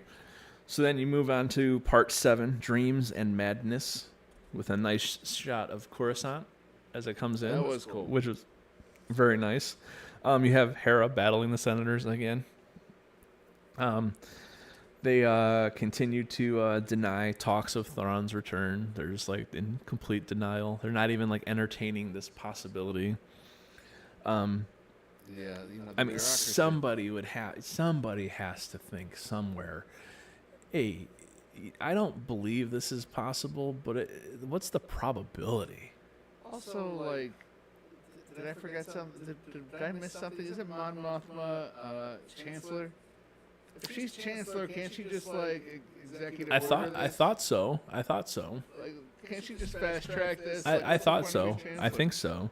Yeah. What's the point of having that power and not being able to use it? Yeah. 3PO shows up, which was awesome. Such 3PO. A great cameo.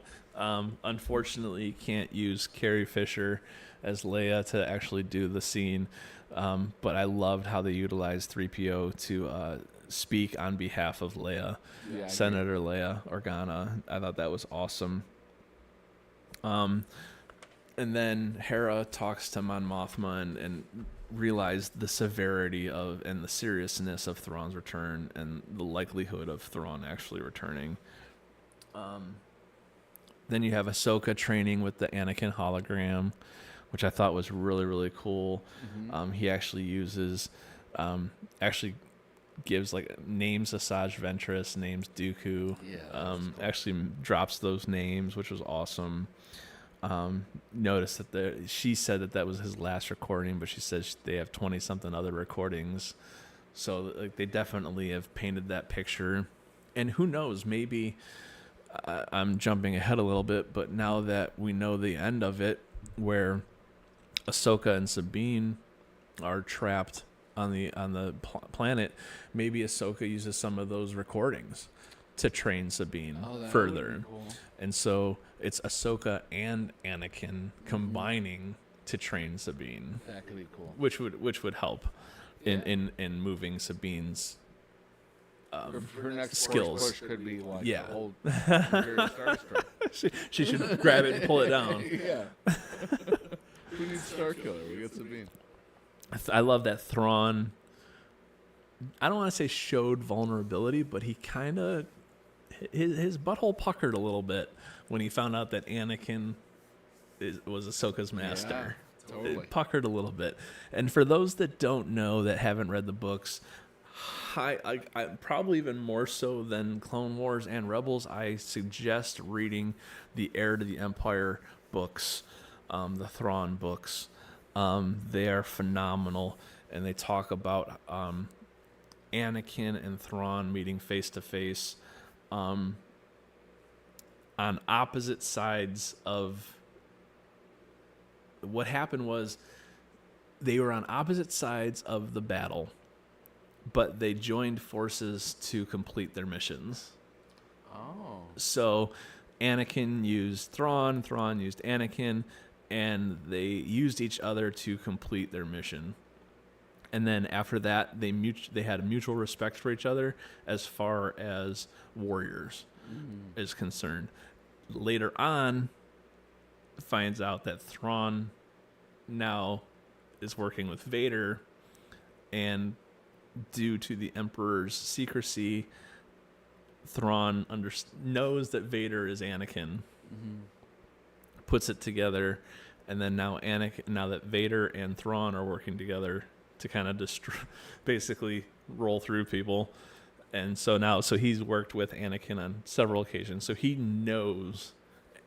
has an absolute respect for Anakin and knows what he's capable of, 100%. So to speak.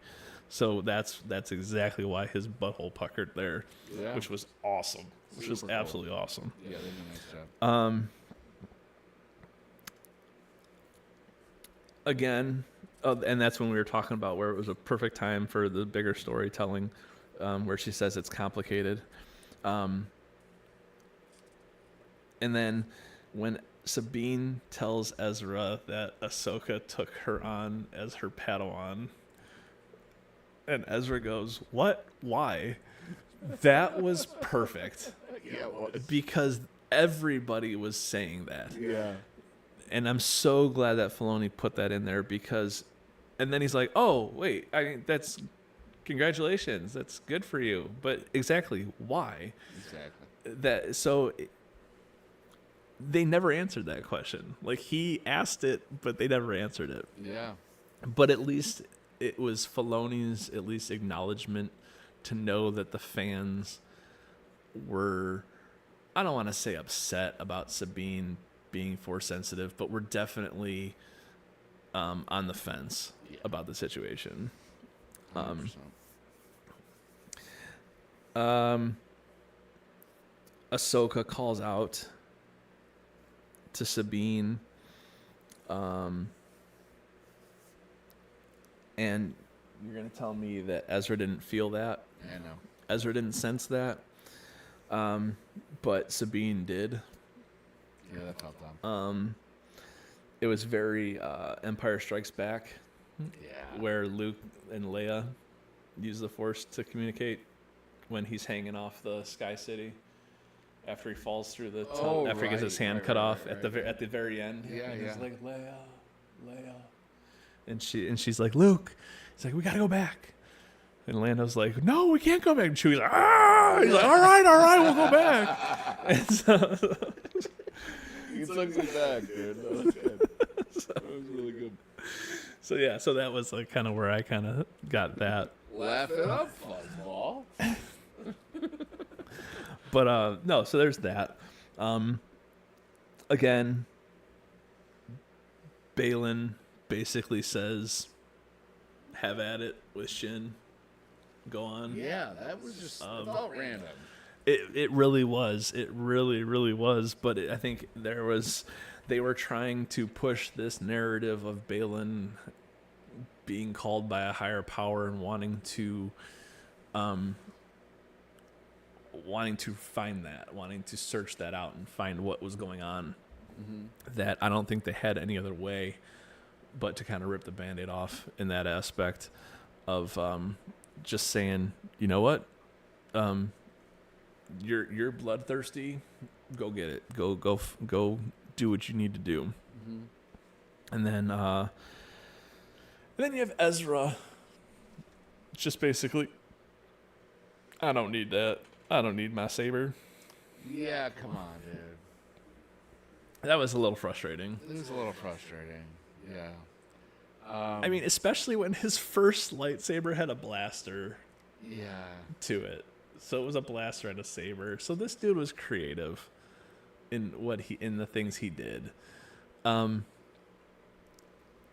just felt that was lazy. Yeah, it felt weird. The choreography was weird without it. It was just weird. Although I did like the part where he puts his hands out to stop. I mean, stop with this force shielding, saber stopping stuff with the hands. Yeah. They did it with Kylo and Rey.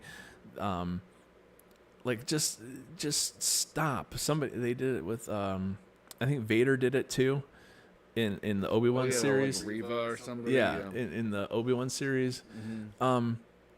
Just stop with that. Just stop. Like, I understand what they're trying to do, but just stop. That's a Disney thing right there. Like, basically saying, like, I don't need a weapon to fight you. You know, I don't need that. Yeah. And it was dumb. I just felt that was out of place. Agreed.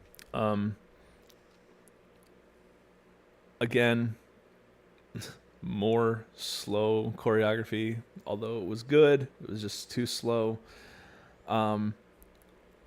Ahsoka jumps down off the ship to battle. Yeah, dude. Balin. Killed me. And I love your take on this. Yeah.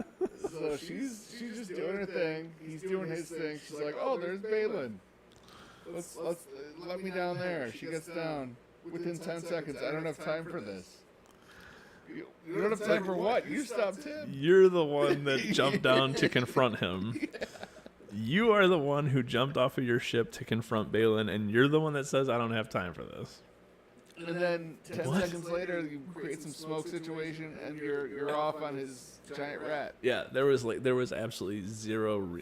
All that was a fight scene for a fight scene. Yeah, that's all it was. It was when all they had to do. They could have just shown the whole Ezra, Sabine, Shin, Trooper fight. They could have just shown that whole thing and not even worried about Balin and Ahsoka. But again, here's the whole thing.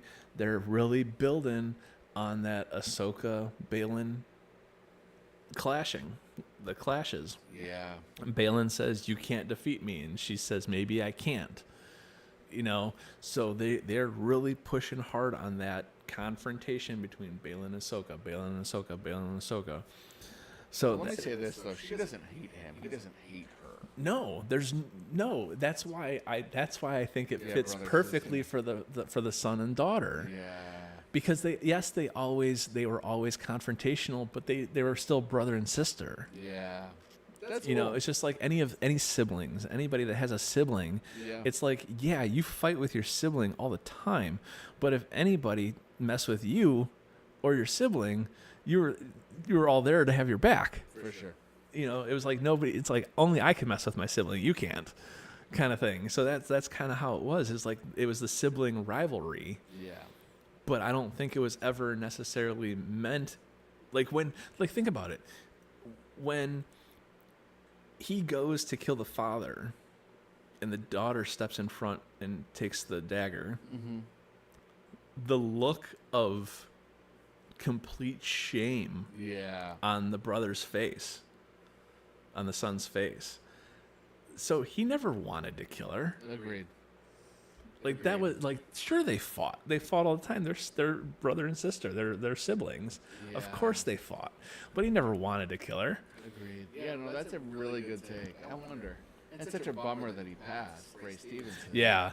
I know that's going to be tough to see who they take his place. That Maybe they rewrite the story. I don't think I think they're in too deep right now, especially with him with the way it ends. But I think they're just in way too deep. Yeah. So Shin obviously knows that she's overmatched against Ezra. Mm-hmm. So she bolts. Ezra and Sabine, they show that they're a good team. They always were in Rebels. They were always a good team. They always played off each other really well, especially in fight scenes. So they did that really well in live action. Mm-hmm. Ezra is classic Ezra. He is. He was really perfect. He played the part perfectly. Snarky, like kind of like smart assy. Yeah. A little bit. It was kind of like just like Space Aladdin, baby. yeah, That's what we're paying for. Space Aladdin. Magic carpet ride, baby. No, but he just he was never too serious. No. He was always the one to make light of any situation. Yeah. And that's what he did. Absolutely. Because like what do they say? Like when he's talking about don't you want to talk about this or something like that, or because finally like Shin has the upper hand on both Ezra and Sabine, and all the guns are, and he's like don't you wait, or we could talk, or something like that. He's like or because she says something like kill them or shoot them or something along those lines of taking them out, and he's like wait you don't want to talk about this, or he's like you could take us as prisoners. Like I thought like those lines were like delivered perfectly. Yeah, he did and a like really that good was job. that was Ezra. That was absolutely Ezra For sure. And then you had the reunion with Ezra and Ahsoka. Finally, now you finally had some emotion. Mm-hmm. And I just don't like how Sabine is like, oh, I thought you were dead, and Ezra's like, thought she was dead. Yeah. And then she goes and missed this reunion, but then they never touched on her potentially like why she'd be dead. They never went back to that conversation. It was too dismissive. So yeah, again, a lot, especially between the Sabine and Ezra, a lot was left out. Mm-hmm. A lot was left out. I wanted them to build on that a little more.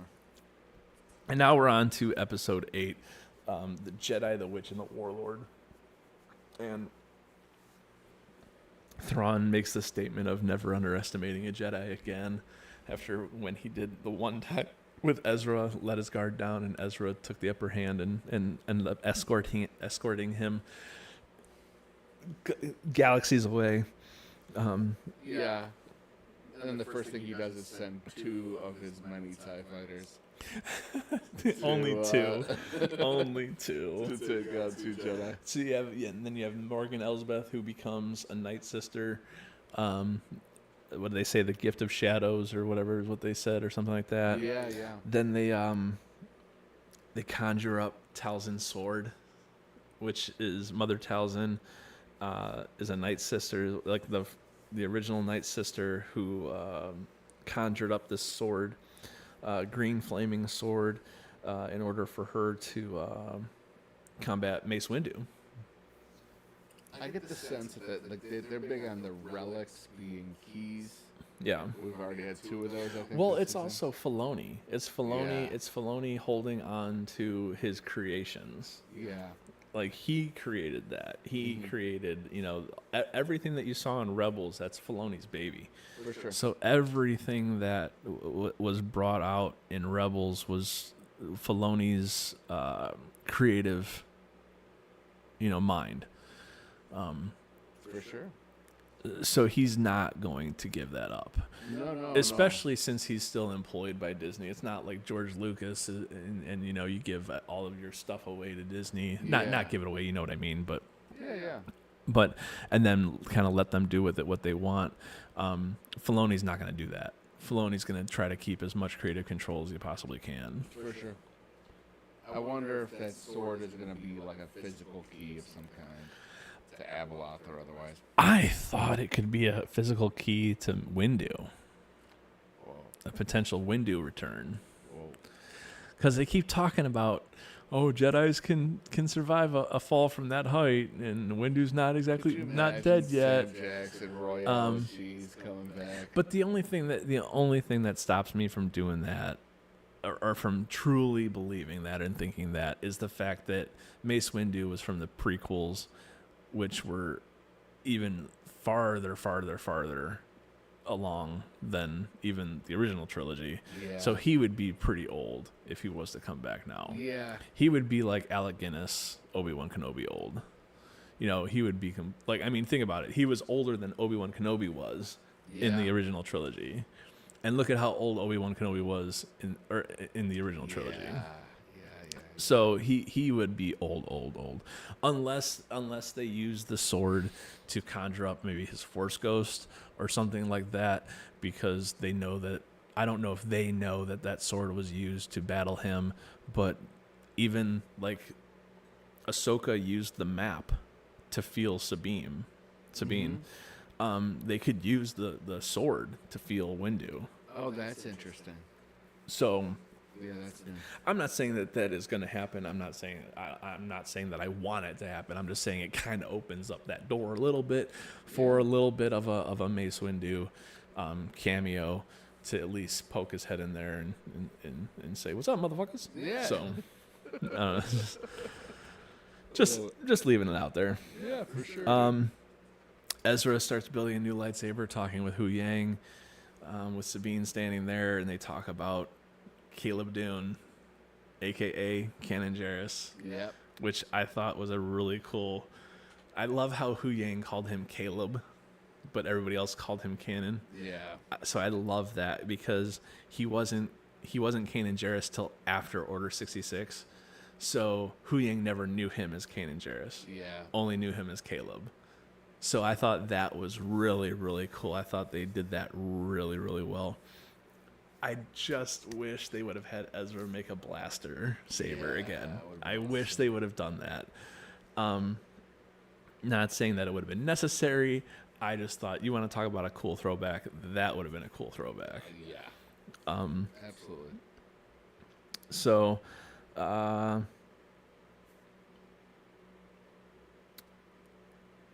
more back and forth. Then they have Ahsoka, Sabine, and Ezra trying to get back to the Chimera, and now comes Morgan Elsbeth and the Death Troopers, which was awesome. That was awesome. The Force gate, or the Force opening of the gate, apparently couldn't have been done without Sabine's help. Yeah, clearly. So, they're really trying to pump her strength in the Force. Yeah, they went hard to the hoop in this episode with that. I thought that the whole Death Troopers and Morgan Elsbeth, I thought that was the whole best fight scene in the whole series. Dude, she's such a good fighter. I thought it was the best fight scene in the whole series. I really did. God, it's a bummer that we don't have like episodes and like movies of her fighting with a lightsaber. She's so talented. It's crazy. Yeah, I really like. Yeah, I wish there was more of her. Again, choreography was phenomenal. Everything was great. Like I've said with everything, it's just a little slow. But I just think it's because I'm used to the animated series and all the battles being so fast and so much and just so much back and forth. And you can do that with the animated shows. Yeah. Obviously, with live action, you have an actual human being performing those tricks. For sure. So even when you get the stunt doubles in there and you have the actual stunt people doing those tricks, it's still, you have that human element. Yeah. So I can't complain too much. I think I'm just was spoiled with the animation fight scenes. I mean, yeah. I mean, because that fight with Vader and Ahsoka was incredible, and that fight with Maul and Ahsoka was incredible. Yeah, and I think those are the both really fast. And I think the Maul Ahsoka fight scene is the best fight scene I think I've ever seen in any Star Wars. Agreed. The one from the after Last the season. in the after the Siege of Mandalore. Yeah. Or not, that's what they called them, Siege of Mandalore. Yeah, so I think sure. where they took that and she actually, and then that's when Darth Maul actually says and convinces Ahsoka that Anakin is Vader. Yeah. So All more just Sam Witwer around Star Wars. I he's think he's credited in almost every episode yeah. with some sort of behind the scene voicing. So he's definitely doing voice work, whether it be a Death Trooper or a Scream or something somewhere. He's credited in every episode with having some type of voice work. So he's definitely there. So they're keeping him around for sure. Yeah, he's awesome. So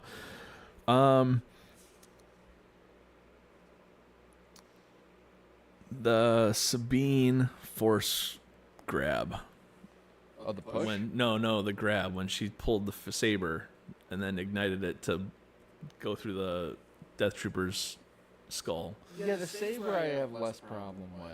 I feel like agree. That's like your first thing you do. I agree. I completely agree. But I think I would have felt better about it had the previous scene a few episodes ago, as she's reaching for the cup, if the cup would have shook a little bit, like just a little shaking, just a little bit, not full blown. Oh my gosh, I can't believe I just did that. Yeah. But just like to her to like concentrate, and then the cup shakes a little bit, Yeah. and then that's it. Then fast forward to this scene. Now it's in a life or death situation. She has no other options Yeah. than to just completely immerse herself in the Force, and then to see the saber shake a little bit, and then boom, come up to her hand. I would have felt better, for lack of a better word to say. I get that. Yeah. That makes 100 times sense. I get it. I can fully support that. No, completely. 100%. But then I also thought, for a brief second, what if it was Ezra that kind of did a little force flick to get the saber? Oh, that's interesting. To get the saber. But then what happens 2 minutes later shows you that it wasn't Ezra. Because now, apparently, the most powerful Jedi in the universe is now rolling through Sabine. Because now we have the Force jump and push. Oh, that was dumb. So we're talking about, as the Chimera is pulling away, getting ready to leave, Ezra talks about jumping onto the ship with a force jump. And Sabine says, "I'll push you, and then you can pull me on after you." And he jumps, and he's making it, and then he starts to fall, and then Sabine just, whew, and then he's like, "Rah!" Now it's not just, it's dumb, it's dumb and a missed opportunity. This is where I'm at with it. The one episode when they're at the Sith Temple with Maul and Vader shows up, and the 2-episode arc, the big one, I think at the end of season 2 of Rebels. Maul force pushes Ezra to get the Sith holocron, if you'll recall. Yes. So, if you wanted that to rhyme, Maul was in the superior position with the Force in that scene. So you would have had Ezra in the superior position with the Force in this scene, and he would have pushed Sabine. Now, obviously, we don't want Sabine back in our galaxy. We want Ezra. They had to do what they had to do to make that work. Yes. But there was a better way to make that rhyme, is all I'm getting at. No, I see that. I see what you're saying there. They should have utilized the more experienced of the two Force users. Mm-hmm. to If you're gonna do a force push, you could Yeah. have done a force push at some other part of the episode. yeah. Something. Or they could have had something happen where Ahsoka has a quick minute to turn around and push him or something like that, or maybe Yeah. Ahsoka could have helped Sabine do it, Mhm. and she's just not going to tell her, not ever going to say anything, Oh, and like yeah. make her think like she did it on her own. That's interesting. Yeah. So there's still that. I mean, and then because after that all happens, Sabine and Ahsoka end up jumping off the ledge and landing on the wing of the fighter of the ship, which was very much Ezra. Ezra did that in Rebels, Yeah. where he like backed off of the ledge. I think it was Ezra, like backed off the ledge, like he was jumping off the ledge and landed on the edge, on the wing totally. of the ship, and was like, And then "See ya," And then it was Aladdin who fell off the balcony and landed on the onto rug. magic carpet. Yes, it was. Yes, it was. Oh my gosh, that's so funny. No, the only thing about the whole Morgan Elsbeth, Death Troopers, and all that fun stuff was the only thing that annoyed me a little bit was it felt very Games of Thrones. Which part? The resurrection of all the dead Death Troopers and the continuous resurrecting of the Death Troopers. like a White Walker. Yeah. Yeah. I feel that. It was just, it felt Oh, very yeah. Game of Thrones, and like the whatever, the Night King and raising the dead. Yeah, and then they went So- from like unstoppable to like mowed down immediately. Like, Yes. that was Yeah. just like, what is happening right now? But I get it. I understand what they were trying to do with it. I'm not mad about it. It just felt very copy and paste. No doubt about it. Ahsoka kills Morgan with the blade and the saber, so now she has the blade. So now she has Talzin's sword. So it'll be interesting to see what comes of that. They broke her second saber for good measure to show you that she's going to be holding this and her saber now. I think Okay. that was the point. Have of that. That's my The take. one singular saber and the Talzin sword. Mm-hmm. But I thought they... So, you say that, and I thought at the end of the series, they showed her in her cloak, and she had both sabers hanging. Oh, maybe she had, well, we know she has others in that. And Hu Yang's there, too, Oh, with so them, too, maybe- so she could easily build a new one. Yeah, so maybe. I mean, think of how much time had elapsed, because Sabine crashes the ship, and then Hu Yang flies it up for them to jump off the ledge to save them, yeah. to fly off, to try and chase down the Chimera. Mm-hmm. So, in all that time, he fixed the ship.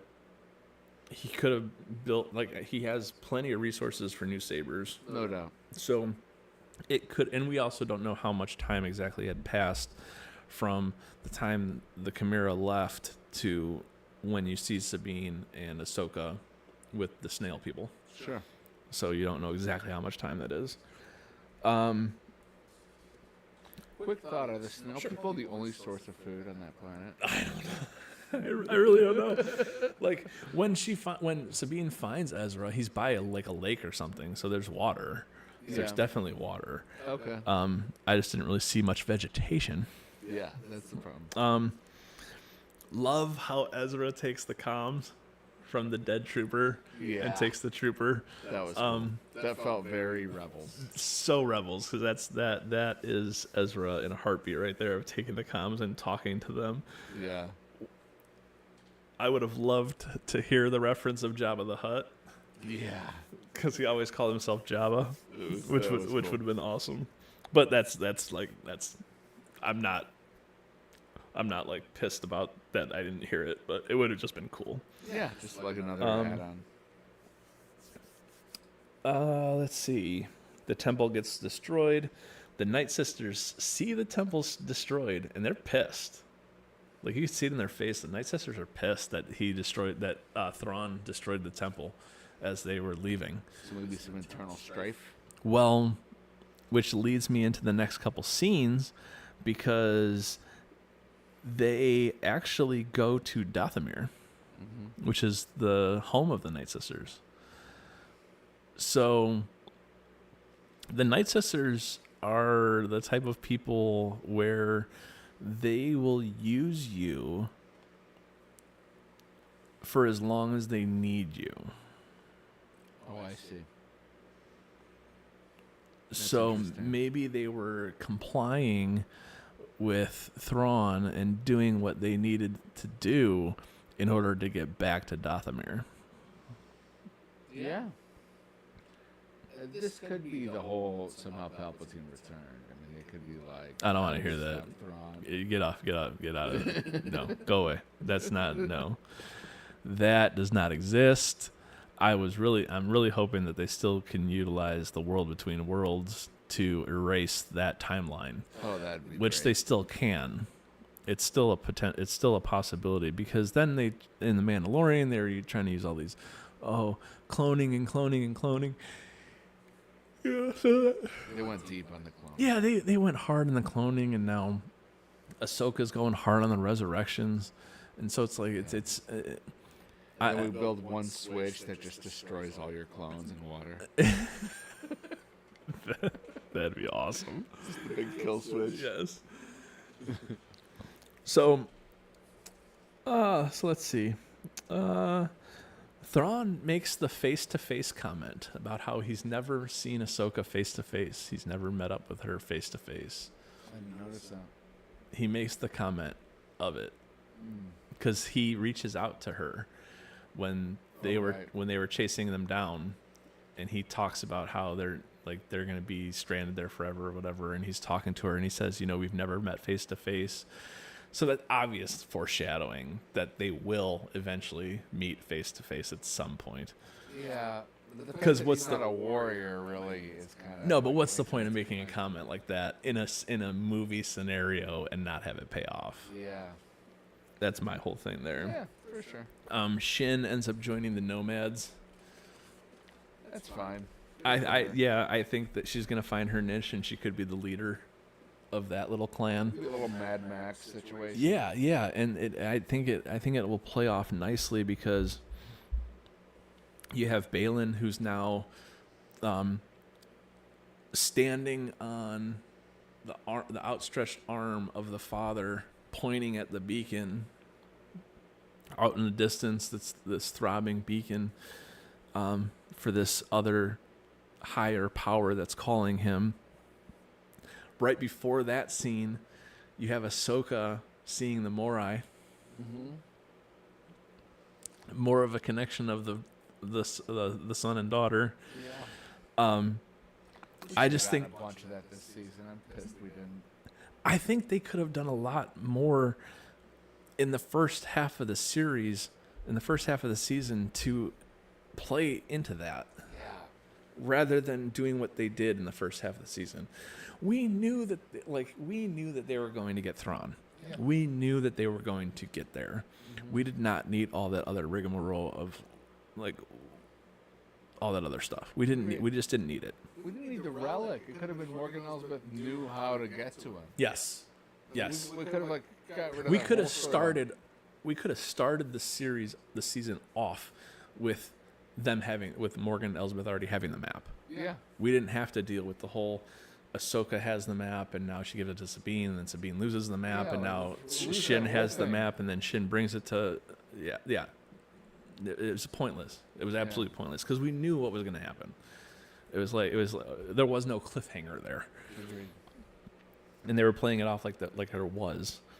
Yeah. Thrawn is overlooking the cargo bay, which now apparently is significantly increased in size. Went from 27 to 2,700, in a matter of 3 days. Yeah. Ezra reunites with Chopper and Hera. I would have expected a hug from Hera, but I mean, she was just still kind of dumbfounded. I loved the fact that he came out of the ship wearing the trooper It's my uniform. favorite thing. Because that's perfect Ezra. That's exactly what he was known for. And then in the end, you have the Anakin Force Ghost, which people are saying Sabine felt him. I don't know if I'm down for that. I think she kind of felt something, but I don't think she knew who it was. And then I don't think she saw him. I don't think she knew who it was. Could another Jedi have seen like the Obi-Wan Force Ghost like call out to Luke? I thought it's like personal. Like you're like it's you and that being talking. I thought it was more personal as well. I think maybe she felt something in the Force, but of course without full training, without her full knowledge of what the Force entails, she probably didn't know what it was. Yeah. Yeah. Where Ahsoka looked right at him. Yeah. And overall, as far as the series, I think it's good. I don't think it's definitely the best show that Disney has put out as far as Star Wars is concerned. I should say live action show. I still think Clone Wars and Rebels are number 1 and 2. Okay. But it's definitely the best live action show that Disney has taken over as released. Okay. With that being said, I don't think it really had. I mean, other than Mandalorian, but I think Mandalorian turned me off bad when it started going downhill in season 3. Yeah, bro. But see, I'll tell you what. You take season 3 of Mandalorian out, Mandalorian is at the top. No doubt about it. Mandalorian season 1 and 2 at the top, and then Ahsoka would be 2. Okay. If you want to do it that way. Okay. I thought the new characters were great. Yeah. I would have loved to see a little bit more or know a little bit more about them. Agreed. Like we said numerous times, I thought the choreography was slow. The choreography wasn't slow. The choreography was good. It was the performance of the choreography was slow. So, Yeah. but like I said, I think that's just a product of me being spoiled with the animation. Yeah, and Rosario's not didn't grow up as a sword master, right? Yeah. She's trying to look like a master in 6 months. Other than the new characters that nothing was new. Everything was pretty much something we've seen before. Yeah. And like we said from the beginning, I feel like this was named incorrectly. I don't feel like this should have been called Ahsoka. I think it really should have been called Rebels Season 5. No doubt about it. The only thing you didn't have is you didn't have Zeb, you didn't have Kanan, but you pretty much had every other aspect of Rebels.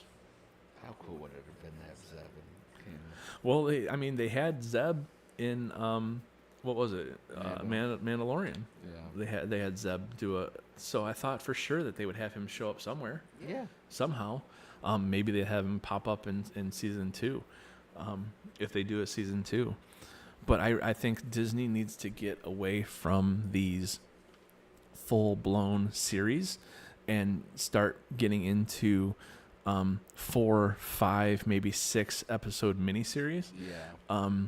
Have the episodes be a full hour in length. Don't water us down with 35-minute episodes of nothing. Agreed. Give me an hour of some substance. Yeah. I would rather take 5 episodes at an hour apiece of complete substance with an opening and a closing and call it a mini series and leave it at that. Yeah. I would rather have that than a lot of the watered down stuff that we're getting right now. But I guess even bad Star Wars is Star Wars. So it's so you can't really. It's still Star Wars. Yeah. It wasn't Star Wars, but the rest, Yes. But with that being said, I wanna thank my my special guest star here, Eli. Thank you for having me, John. Thank you for joining me, buddy. Thanks for joining me. Yeah. And hopefully y'all will look forward to potentially seeing some more of this as we go forward, and I will definitely be trying to do more Star Wars reviews and Star Wars updates and stuff like that going forward. Whether or not I have people joining me will be, I guess, left to be seen. So, and with that, y'all have a great night. I always enjoy seeing you, and may the sports be with you.